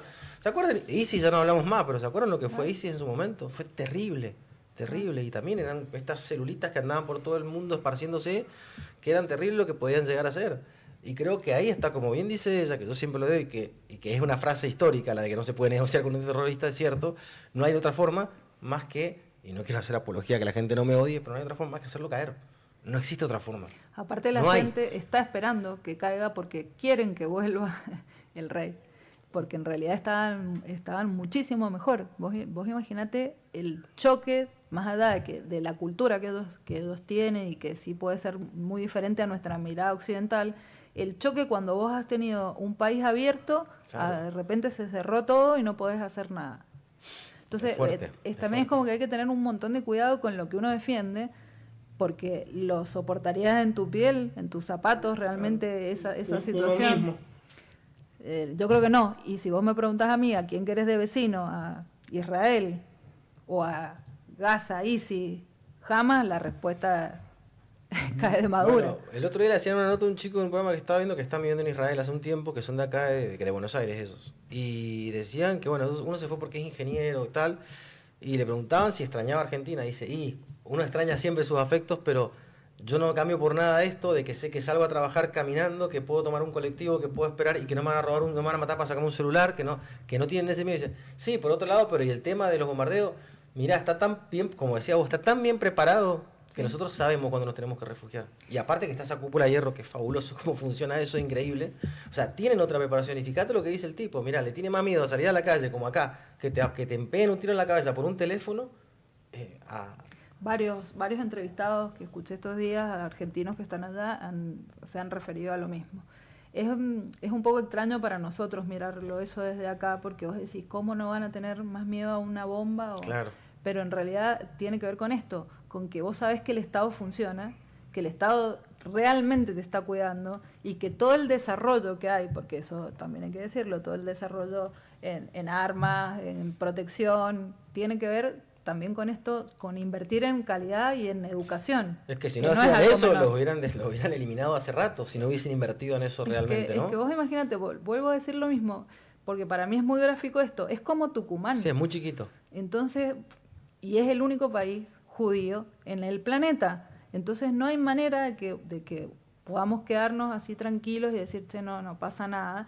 Y también por eso, volviendo a lo del antisemitismo, todos te dicen, bueno, pero acá no pasa nada, acá convivimos todos. Sí, es verdad, acá convivimos todos, pero hay un antisemitismo, siempre hay un chiste malintencionado, siempre hay un comentario en doble sentido, que cuando no te querés quedar con la Patagonia, que no sé qué, o sea, siempre hay como cosas así que son bastante... muestran la verdadera cara. Yo lo único, sí coincido, o sea, que sí coincido en un montón de cosas con vos, Fede. Sí creo que una de las cuestiones, si querés, más angustiantes hoy de la participación de Estados Unidos tiene que ver con Trump. Y tiene que ver con esto de que ha roto todo tipo de diplomacia, digamos. El tipo viene, los caga a pedo a los presidentes, qué sé yo, pero lo que pasa es que acá tenemos un problema. Este es un problema, la forma que tiene Trump como presidente es un problema de la democracia norteamericana. Está bien, nosotros sabemos que este problema afecta al mundo, pero ¿qué vamos a hacer? O sea, que no, pero vos fijate que en relación a lo que dice Natalia, y sin equiparar, porque de nuevo, parece, o sea, ver las imágenes y todo, a mí me interesa dejar claro que me parece, o sea, aborrecible. Sí, sí. Las imágenes de ese octubre fatídico, o sea, no me las voy a olvidar más. Cunha me parece un ser, o sea, repugnante. Nefasto. Pero lo que vos decís de Trump, de decir, o sea, la amenaza a Irán de decir, y si cierran el estrecho este de Hormuz, los borro del mapa. Esa es la angustia a la que me refiero con el decir, bueno, ¿cómo solucionamos esto? Yo entiendo. O sea, gente con armas nucleares, Pero hoy con Trump, botones amenazándose, pero ¿no? hoy Trump para mañana amenazó a los dos. Amenazó a Israel e Irán. Le dijo, están todos locos, si no paran, los voy a matar. Sí, Mira, yo creo que no hay diplomacia. O sea, es verdad porque pero es en la dialéctica. Eso es en la dialéctica. Sí, en la práctica se maneja Porque más... en realidad el presidente del Premio Nobel de la Paz fue infinitamente peor que Trump. Y eso nadie lo dice. Porque no es políticamente correcto, vuelvo a lo mismo. Trump tiene muy malos modos, pero en realidad es el modo nada más.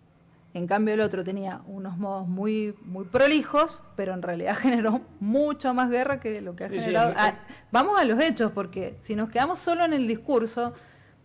Aparte, Irán ahora está, o sea, estos días ha estado arengando como que ellos han ganado, que la paz ahora llegó porque Israel no sé qué.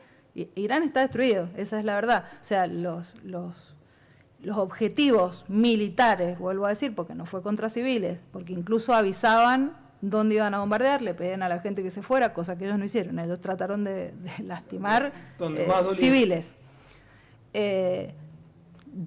Trump está como muy diabolizado, si querés, pero ¿realmente es así? O sea, si vamos a los hechos, ¿realmente es así?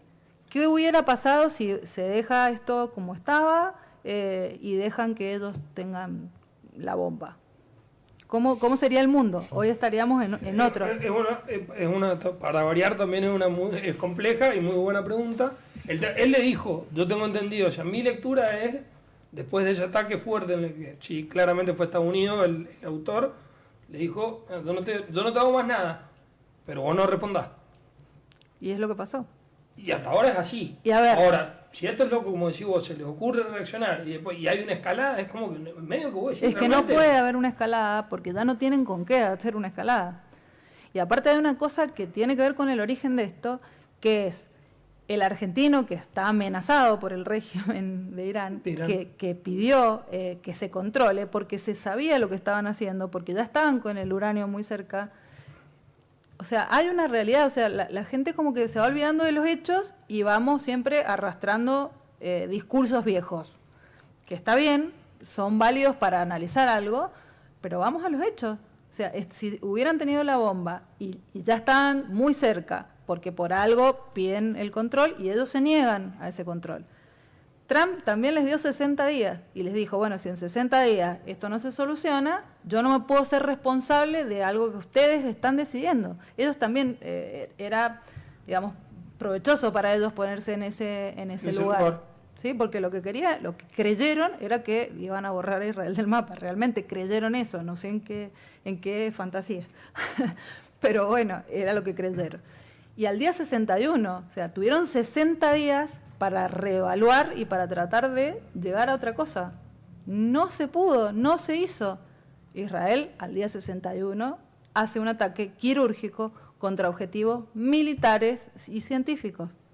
No fue a atacar, a bombardear una escuela. Entonces, por eso te digo, ¿en qué posición queda Israel si deja que las cosas pasen y si espera el visto bueno de la opinión pública que nunca ha estado a favor de Israel? Pasó con los Juegos Olímpicos cuando asesinaron a todo el contingente, a poco de la Shoah, a poco de una catástrofe. ¿Quién salió a defenderlo? Entonces, también la historia te da argumentos para decir, bueno, si nosotros no nos cuidamos, nadie va a venir a cuidarnos, porque, vuelvo a lo que decía recién Leo, hay antisemitismo por debajo en un montón de cosas. Entonces, la condena siempre a Israel es mucho más dura, pero a ver, miremos todo, miremos lo que pasó en el festival, miremos que se llevaron gente. ¿A cuántos has escuchado pidiendo para que devuelvan a esas personas? Es como si hubieran entrado en un barrio cualquiera de acá a llevarse a la gente de la casa. Eso fue lo que pasó. Que era gente que no tenía nada que ver, por cierto, con ninguna cuestión bélica, para colmo, porque estaban en otra cosa pidiendo paz, haciendo un festival por la paz. Como eso del festival, sí. Y después a los que entraron, de los kibbutz ahí cercanos, y se los llevaron de sus casas. O sea, y nadie toma dimensión realmente de esto. No, para mí es irredimible. Son imágenes que circularon y que ataquean en la cabeza. Pero eso fue el principio de lo que Irán planea para que Israel tenga tantos frentes abiertos y no pueda defenderse. Y ellos seguir gestionando su bomba. Eso sí, te haría la última que también, y te la hago vos también, esa me tomó la atención. Yo no contesto más. Están invitados, yo no contesto más. Pero siempre se me salen los estribos. Los patos. No, nunca, siempre he estado en contra de las teorías conspirativas. No me gustan. No sé, en general no tiendo a creer, pero sí me da mucho la atención la precariedad en una zona de conflicto con la que esta gente pudo entrar. Yo creo que hubo un factor... O sea, esa gente con sábanas y un ventilador, ¿viste? Metiéndose a hacer ese desastre, es como que te digo... No fue tan con sábanas y un ventilador, pero yo creo que sí que hubo un descuido ahí, que después hubo un replanteo con el tema seguridad. Ya no pero bajar había... la guardia, aparte, no bajarla en ningún momento. Exacto, pero habían otros focos donde se estaba ocupando el ejército en ese momento. Fue estratégico. Fue estratégico. Fue azaroso, claro. Acordate que tenés ahí porque alrededor... me acuerdo que en ese momento se habló mucho de que Egipto, o sea, el servicio de inteligencia de Egipto le había dicho a Israel, ojo, que hay algo raro que está pasando. Y después, yo te lo digo como medio caricatura, o sea, capaz que fue uno el que se tiró con la sábana, pero fue como muy precaria la forma en en que pudieron hacer semejante desastre. Y si lo hubieran tratado, También fue Shabbat, ¿no? Fue esos sí, días. igual si lo hubieran tratado de hacer de una manera más sofisticada y tecnológica, Los bajaban, hubiera sido ¿no? Los más bajaban. fácil de detectar. digamos. Hacerlo vos. Hicieran artesanal, si se quiere, digamos, ¿no? Sí. Igual sí, sí hay una falla en la seguridad, sí hubo, pero bueno, porque también habían otros frentes abiertos, no es por justificar nada, porque la verdad que fue terrible y no hay ninguna forma de entender la cabeza de estas personas, realmente. Bueno, creo que hemos Wow, abarcado algo- con mucha Sí, pasión bien, muy, muy el tema. completo. Y sirve también para la gente también informarse un poco mejor, saber un poco más. Me parece que está buenísimo traer el tema. ¿Te acuerdas que yo venía algo que quería? Aparte fue una cosa que no se puede negar, que el mundo tuvo los ojos puestos en Israel y en Irán durante 12 días, eso fue cierto. Porque acá nos olvidamos hasta de Cristina cantando en el balcón, lo que menos me importaba era eso, yo estaba viendo cómo se solucionaba. Vos estabas aquello. bailando. Yo estaba bailando con Cristina. No, yo creo que evidentemente Sí, loco. desde este lugar se puede, o sea, una invitación que se debiera hacer es escuchar a gente, no sé, Maldatón me suena, uno, pero hay varios. Sí. Yo el otro día con Pagni estuvo una especialista en política internacional, que ahora otra, pero es decir, gente que sepa el tema. O sea, a mí me sorprende entre mi grupo de referencia, mis amigos, que ya somos gente grande, la mayoría no tiene idea. No, hay gente que no tiene sabe idea del diferenciar. conflicto. ¿Sabés No que te sabe dicen ni mucho qué que esto gas, también ni es, qué- es lo que decís vos? Te quieren poner este ejemplo. Vos imaginate que vos tenés tu país y te meten un estado en el medio de tu país. Así te lo grafican. Claro, ¿no? pero no es Y así. eso es lo que... Claro. Por eso te decía, decime vos las mayores falacias que la gente suele repetir. Claro, esa es una, como que volvimos a un lugar que no era nuestro. Claro. A ver, la historia dice otra cosa. No, Sí, yo sé, por eso te digo, es pero viste como- que uno lo escucha y decís, no, parale un poco, vamos más. Claro. Todo como lo último que me vuelvo a meter, pero...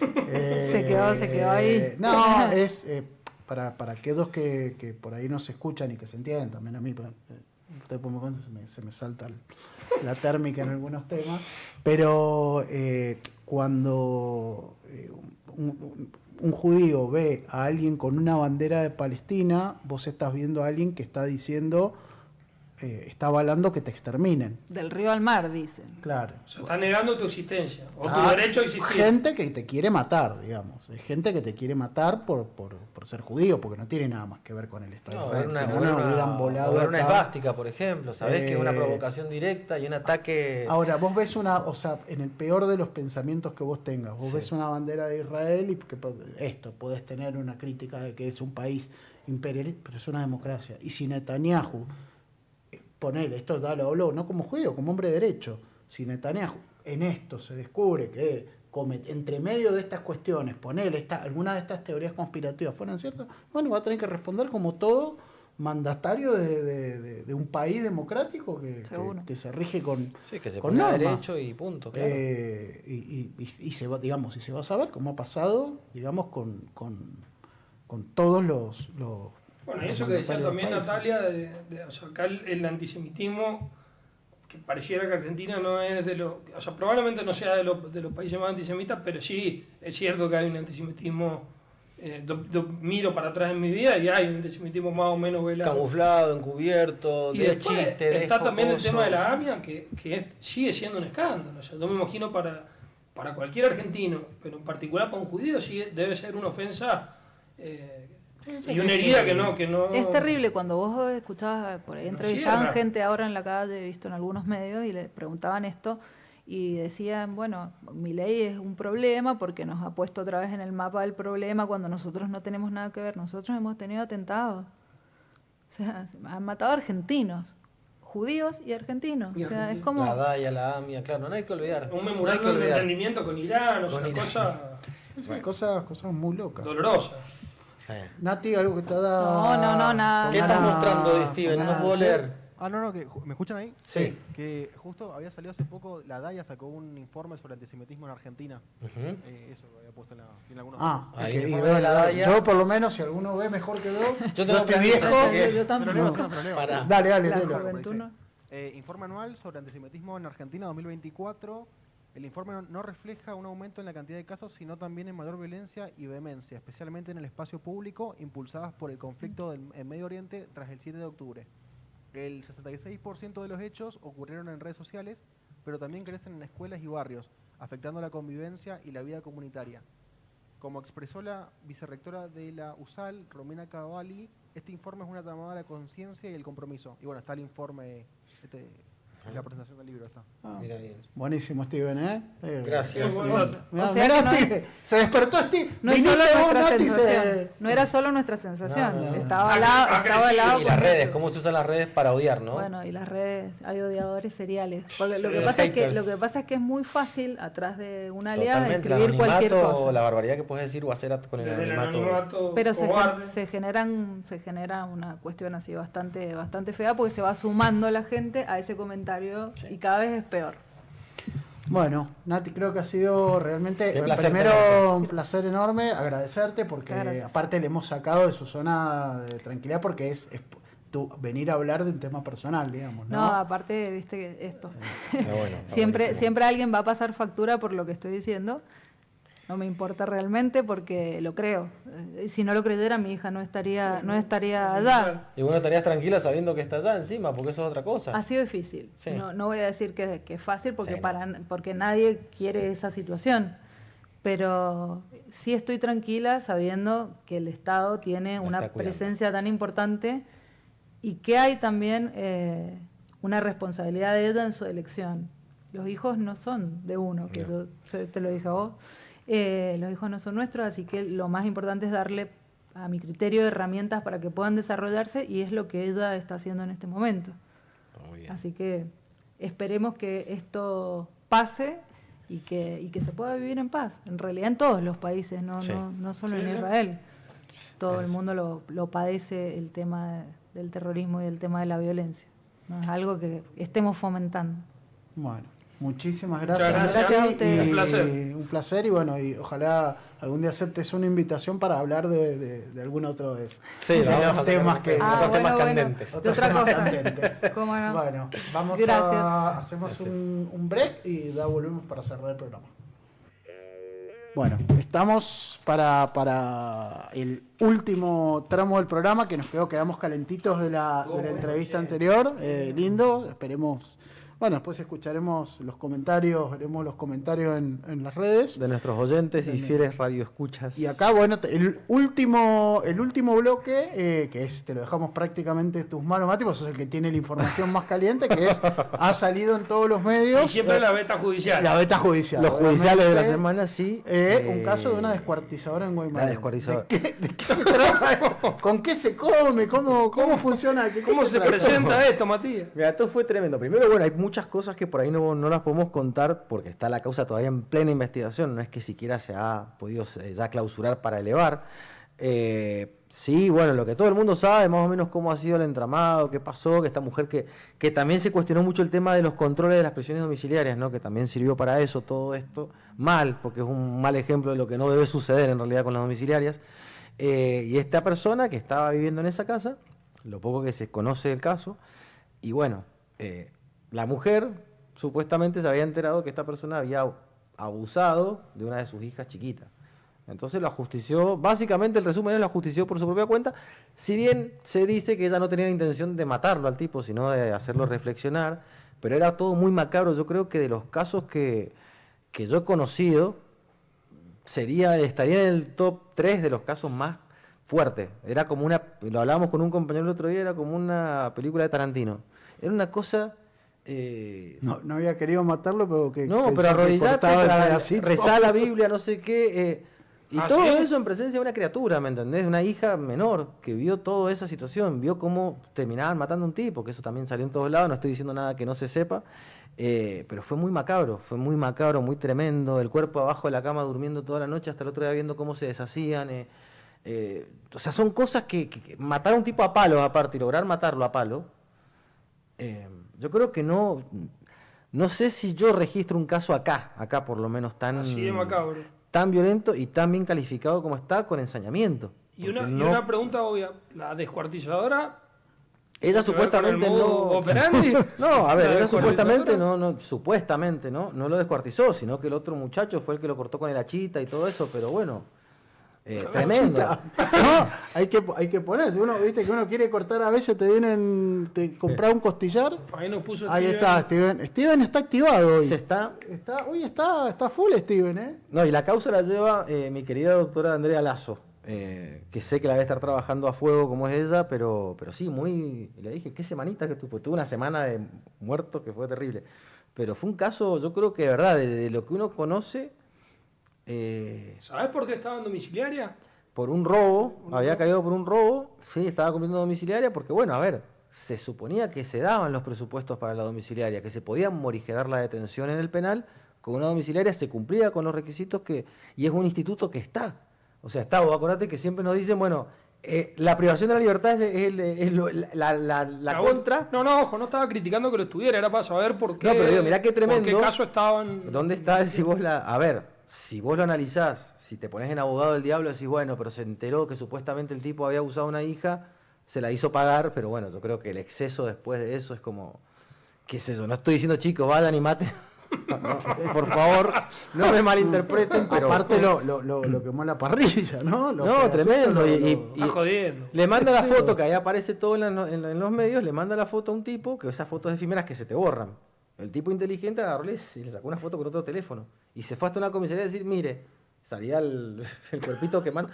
Dice, mire esto está pasando supuestamente, porque nadie creía que esto realmente estuviera sucediendo. Llegan y estaba la chimenea tirando humito. Bueno, una de esas cosas, viste, que hubo. También es una señal para los solteros.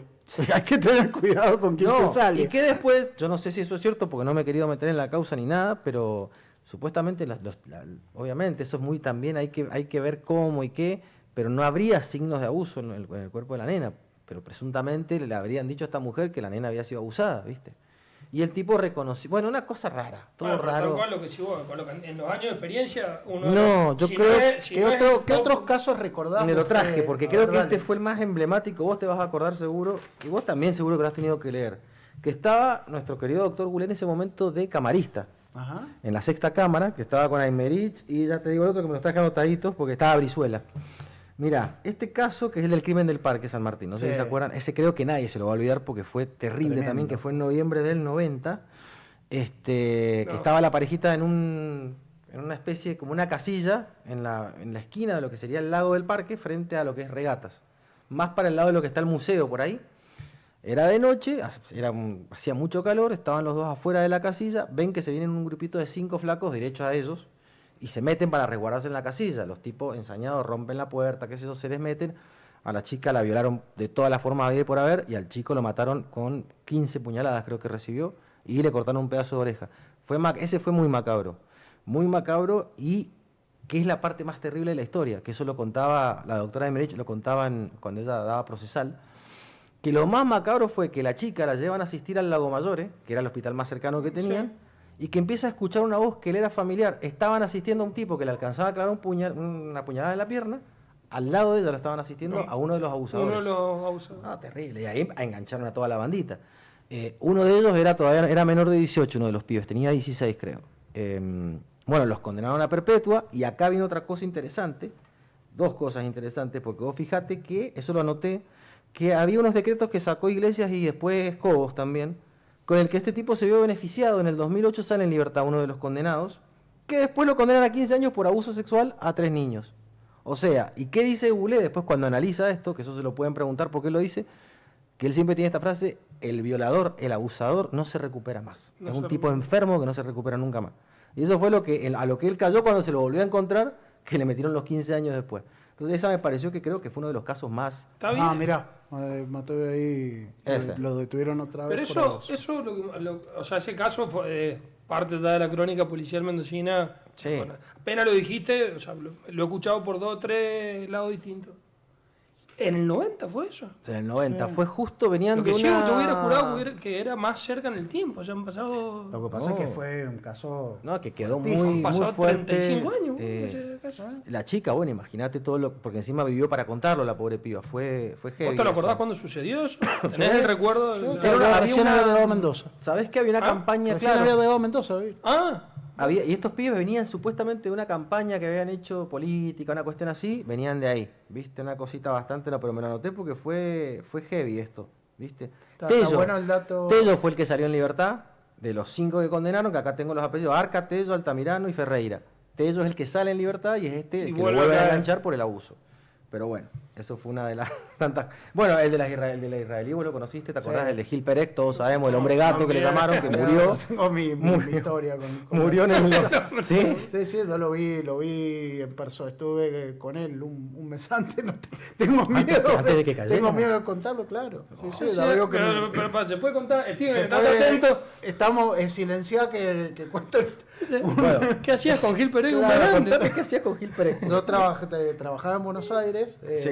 siempre estoy viajando mucho a Buenos Aires por trabajo y en ese momento estaba toda la semana en Buenos Aires, entonces iba mucho a un templo en particular en Buenos Aires y acababa de venir un moré, un rabino, un moré es un maestro, un rabino. Como muy importante, digamos. Como muy importante, acababa de llegar de Israel y la madre de Gil Perec, que en ese momento yo no sabía ni quién era Gil Perec ni la madre, todavía vino y me dijo, che, vos te volvés el fin de semana a Mendoza, sí, mirá, la mamá de este chico le manda un sobre con plata, son $3.000.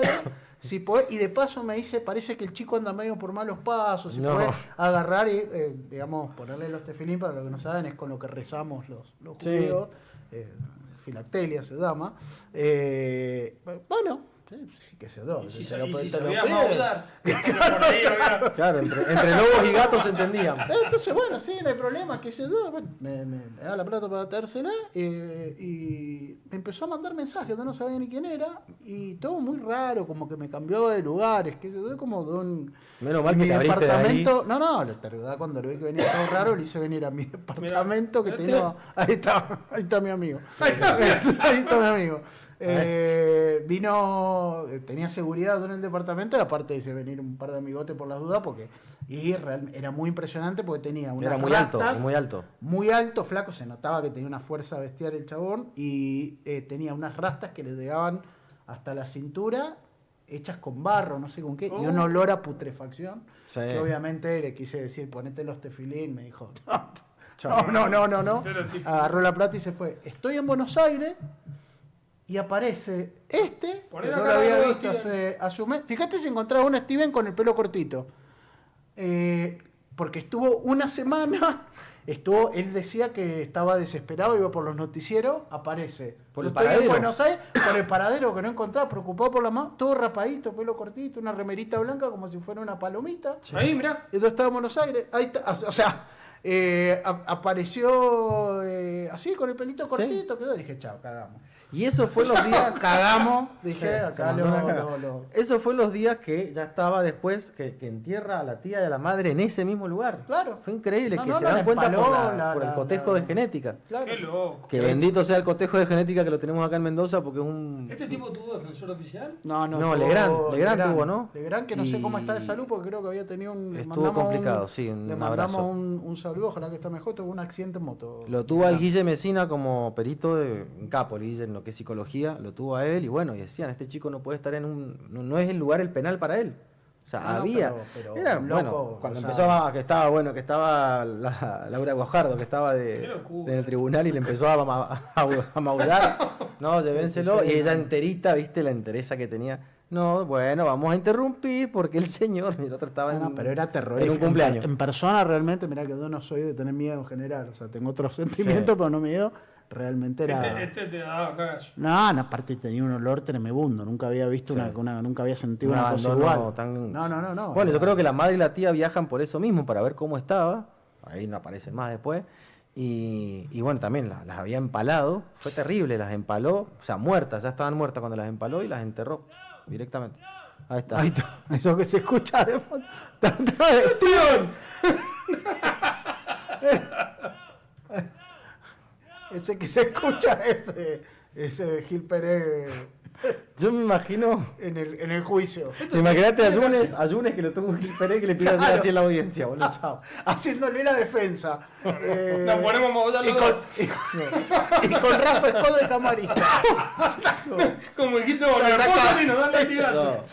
Saca un itaca y lo resuelve. ¿Qué más tengo? Otro que tengo importante, que fue heavy, que ese zafé por esto, porque todavía no era santifical, que fue en Godoy Cruz en el Trapiche, que fue el triple femicidio del Trapiche. de este tipo, el famoso karateca que le llamaban, que ese fue, según lo que tengo acá, en octubre del 2016, fue el 23 de octubre del 2016, si no me equivoco, sí. Que mató a una chica que supuestamente era como la pareja, a la tía de esa chica y a la abuela que estaba en cama, que tenía 90 y tantos años, le trata de cortar el cuello a una de las bebés y a uno de los nenitos. Pero es así yo te diría, con todo lo macabro que suena y morboso, sería para una serie perfecta de Netflix, porque realmente lo que le pasa al nene que sobrevive, y mirá lo que es instinto de supervivencia de la criatura, que cuando ve que están matando a todos, porque el nene ve todo eso, se va al patio corriendo, se encierra en el baúl de un auto con un teléfono para decir, está el fulanito acá, él acaba de matar a la mamá, una cosa así, llamándole a una tía, creo. ¿En serio? Vos imagínate la situación, lo que ha vivido ese nene, que vos decís, esa cabecita la tenés que cuidar el resto de su vida. ¿Y qué tenía el nene más o menos? 8, creo que tenía, 8 o 9 años me parece que tenía por ahí. Creo, no me acuerdo bien la edad. ¿Y él avisa? Pará, y el tipo buscándolo por el patio para matarlo. Pues eso, tío, eso fue una película de terror también. Y él, cuando se va, deja la llave de gas abierta y una vela prendida, cosa que volara todo. ¿Viste? Que siempre dicen el fiscal que apagó la vela porque Santi Garay, que estaba en ese momento en ese momento se llamaba también le Complejos. Saludos, Gran saludo, un gran tipo. Y dice, apagó la vela el fiscal cuando llegó y que cerró la llave de gas porque iba a volar todo al corno, imagínate. Y al tipo le enganchan porque cae al central diciendo que lo acaban de asaltar. Claro, en la entrada y salida de cuchillo, cuando vos clavas un cuchillo común, que no es un cuchillo de casa, que eso me acuerda del caso que tuve yo del panchero hace poco. Cuando vos clavas los cuchillazos, se retrae, porque no es como el cuchillo de casa que tiene una empuñadura pensada para que no vuelva. Entonces se te vuelve y te lastimás vos. El tipo va con toda la mano cortada, se va hasta a la vuelta de la casa de él, termina en el central diciendo no, que me han asaltado. Justo salta la novedad de que había pasado un hecho, que buscaban a tal y cual persona con tales características, y los de la guardia policial, viste, tienen un sexto sentido en los hospitales, dicen, viene a haberse mandado, porque lo habían asaltado supuestamente. Nada de eso. Uno de los cuidacoches encuentra ropa y un cuchillo tirado en una acequia, ahí cerca donde él vivía, chavo adentro. Y fue también heavy. Trató de alegar un brote psicótico que después no fue tal. Bueno, fue una causa tremenda que ese tipo también lo condenaron a perpetua. Imagínate, arriesgaba 3 perpetuas, o sea que estaba hasta por todos lados. Más lo de los chiquitos, que por suerte el bebé se salvó. Algunos dicen que el motivo del crimen fue porque la mujer esta, la chica que murió, le reclamaba la paternidad de esa nena, que al final se hicieron un estudio de genética después, ya post-mortem de la mamá, con la bebé y con él, y no era la hija de él. Parece que hubo toda una cuestión por ese lado, y bueno, acordaron a encontrarse, sabe Dios y ellos nada más lo que pasó dentro de esa casa. La tía interviene, muere la tía, la abuela que estaba en cama, que no tenía nada que ver, va y la mata también. O sea, empezó a eliminar a los que podía. ¿Viste? Un caso de libro. Pero no, terrible.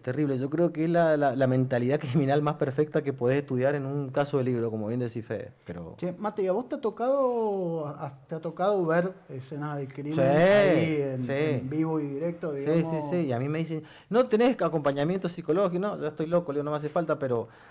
¿Cómo no. fue? ¿Te acordás la primera vez que viste Y un ahorcado vi, un ahorcado que hacía minutos que se había ahorcado.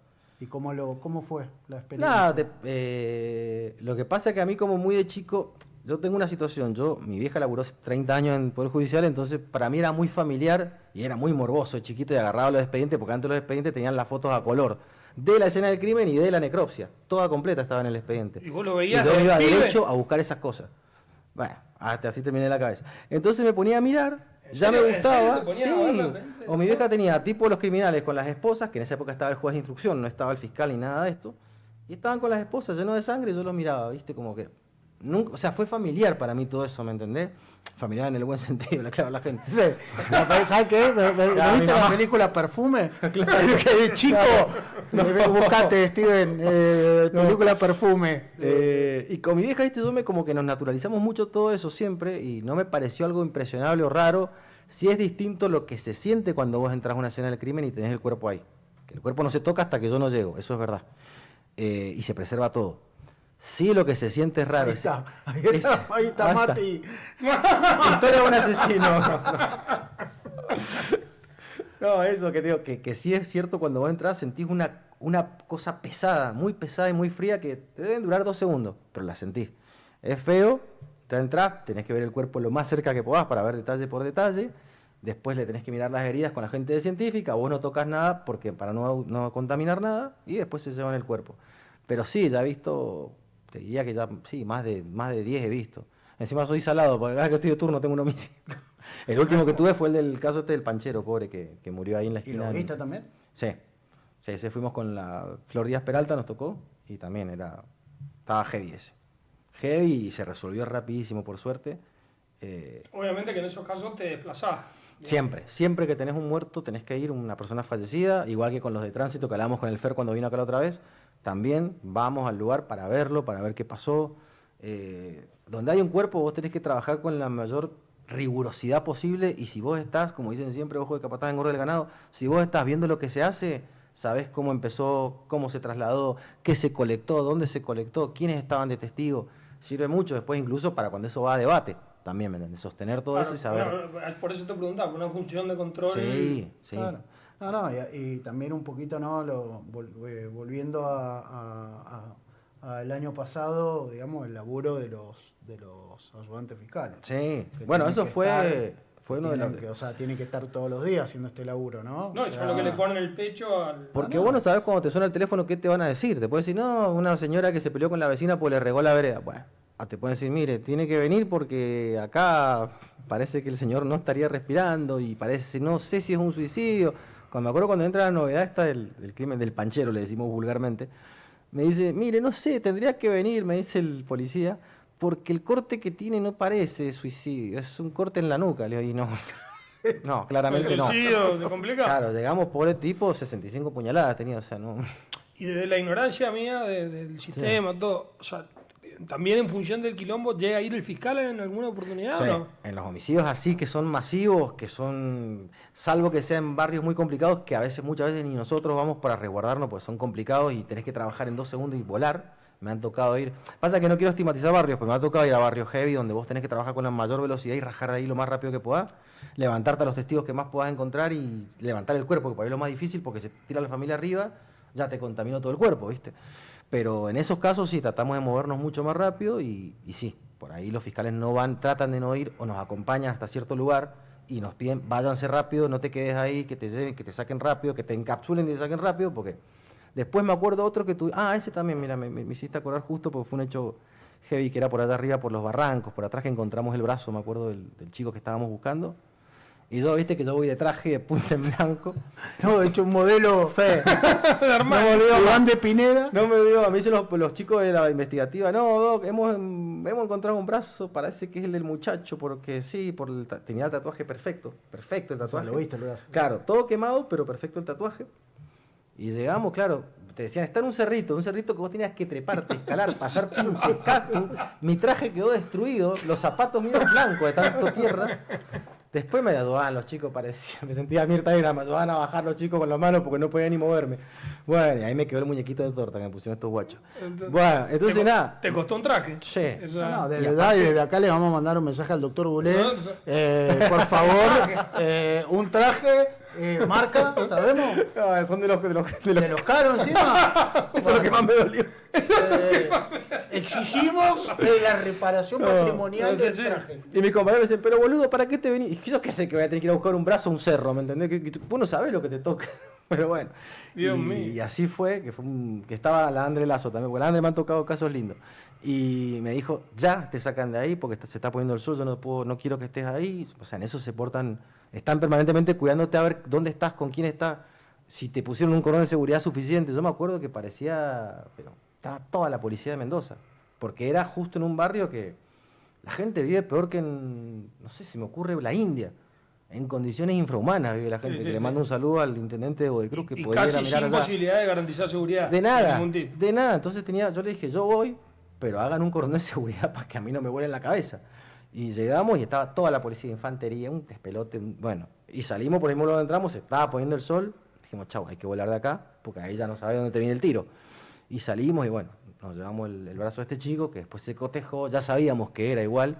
Tocaba después decirle al hermano, ¿viste? Porque se cotejó con el ADN de él, porque hasta ahí teníamos un paradero. Que fue donde cae el tristemente célebre Cara Cortada, donde cae el Franco Ábrego. Cae él en ese hecho, y bueno, y fue Por eso, tío, me han tocado casos, aprendés mucho también de eso, muchísimo, te curtís un montón con eso y bueno, ya vas sabiendo cómo es la línea de investigación, cómo tiene que ser. Así que está bueno. Tendríamos que hacer, pues tenemos que ir cerrando, ya nos pasamos un rato largo, pero una sección, todos los programas de crónicas policiales y que te traigas un caso emblemático de los que ya estén firmes. Sí, eso, que claro. se puedan contarlo. Claro, porque este era, por ejemplo, de la descuartizadora todavía no podemos contar mucho porque todavía ni siquiera se ha elevado, o sea, hay que todavía no se apaga el fuego. Hijo de puta. Que no me manden a llamar. Que no me manden a llamar. ¿Viste? Como cuando te queda la noche con el asado al mediodía, che, es alguien que se traiga una tapita de asado que todavía. Hay familia, no seas tan cabrón que hay familia que no lo me manden a llamar. Es verdad, perdón. Hay familia, no. Pero bueno, sí, lo bueno es que está, como te digo, en buenas manos, porque la André Lazo es una bestia laburando, así que está en muy buenas manos en ese caso. Así es. Bueno, programa divertido, largo. Creo que en cualquier momento vamos a volar. No, estoy empezando a pensar de que nos estamos pasando un poco la línea. ¿Vos me podés dar trabajo si se me pasa? Sí, cuando pongan una verdulería, porque yo al pueblo no voy a entrar más. O trabajamos todo ponemos una agencia de auto. Hay derecho a cagar la carrera Yune, que es un pibe bueno. Que viene una promesa. Claro, hay derecho. Entré por los dos lados del mostrador y estoy atacado. El doctor Salvi y el doctor. Así que bueno, vamos cerrando. Che, qué buen programa. Muy divertido. El próximo parte podríamos tener alguna bebida espirituosa. Sí. Yo sí, es que a mí ya está, no terminó de decir sí. Y una Sindor para Steven, que le gusta el chocolate. No toma alcohol. Un cola de mono hay que darle para que tome. Ah, pero está buena esa. Podríamos hacer un whisky que elegí vos. Mira, primero te voy a elegir a vos. ¿Qué querés? Lo parió. No, te dejamos que claro, no, pues no quiero que te pongas en tanto gasto, no. No, bueno, si no soy como tu amigo, ese que tiene todavía para comprar un whisky me alcanza. Escuchame, mirá. Es una buena hora para un whisky. Elija en la pantalla, elija. A ver, ahí está, mirá, elegí, mirá. Pará. Yo te voy diciendo. Vamos a sacar de uno. De negro para arriba. El black, pero el doble black me gusta más, que es ahumadito. Dale, hasta ahí acepto porque acá seguro esta semana va a traer buenas noticias. Sune va a traer fortuna, así que. Muy bien. Listo. Muy bien. Vamos, no sé. Qué suerte que joden, vamos a vivir de Yunes. Eso sí, hagamos la aclaración de que si hablamos de estas cosas sobrio, con el doble blanco, hay que ponerle arrancamos hay que averiguar que miércoles que viene con un doble blanco. Estamos completamente comprendidos por el 34 la semana que viene. Exactamente, y lo dejamos claro. No. Y las opiniones son de exclusiva responsabilidad del señor Pacheco. El señor Walker.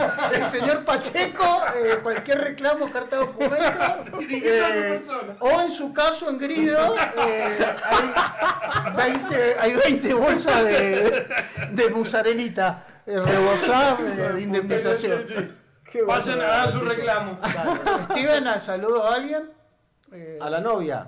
No. A Daniel, que lo nombraron, que se hace responsable. Que se... le chupa las medias. Le chupa las medias, Pacheco.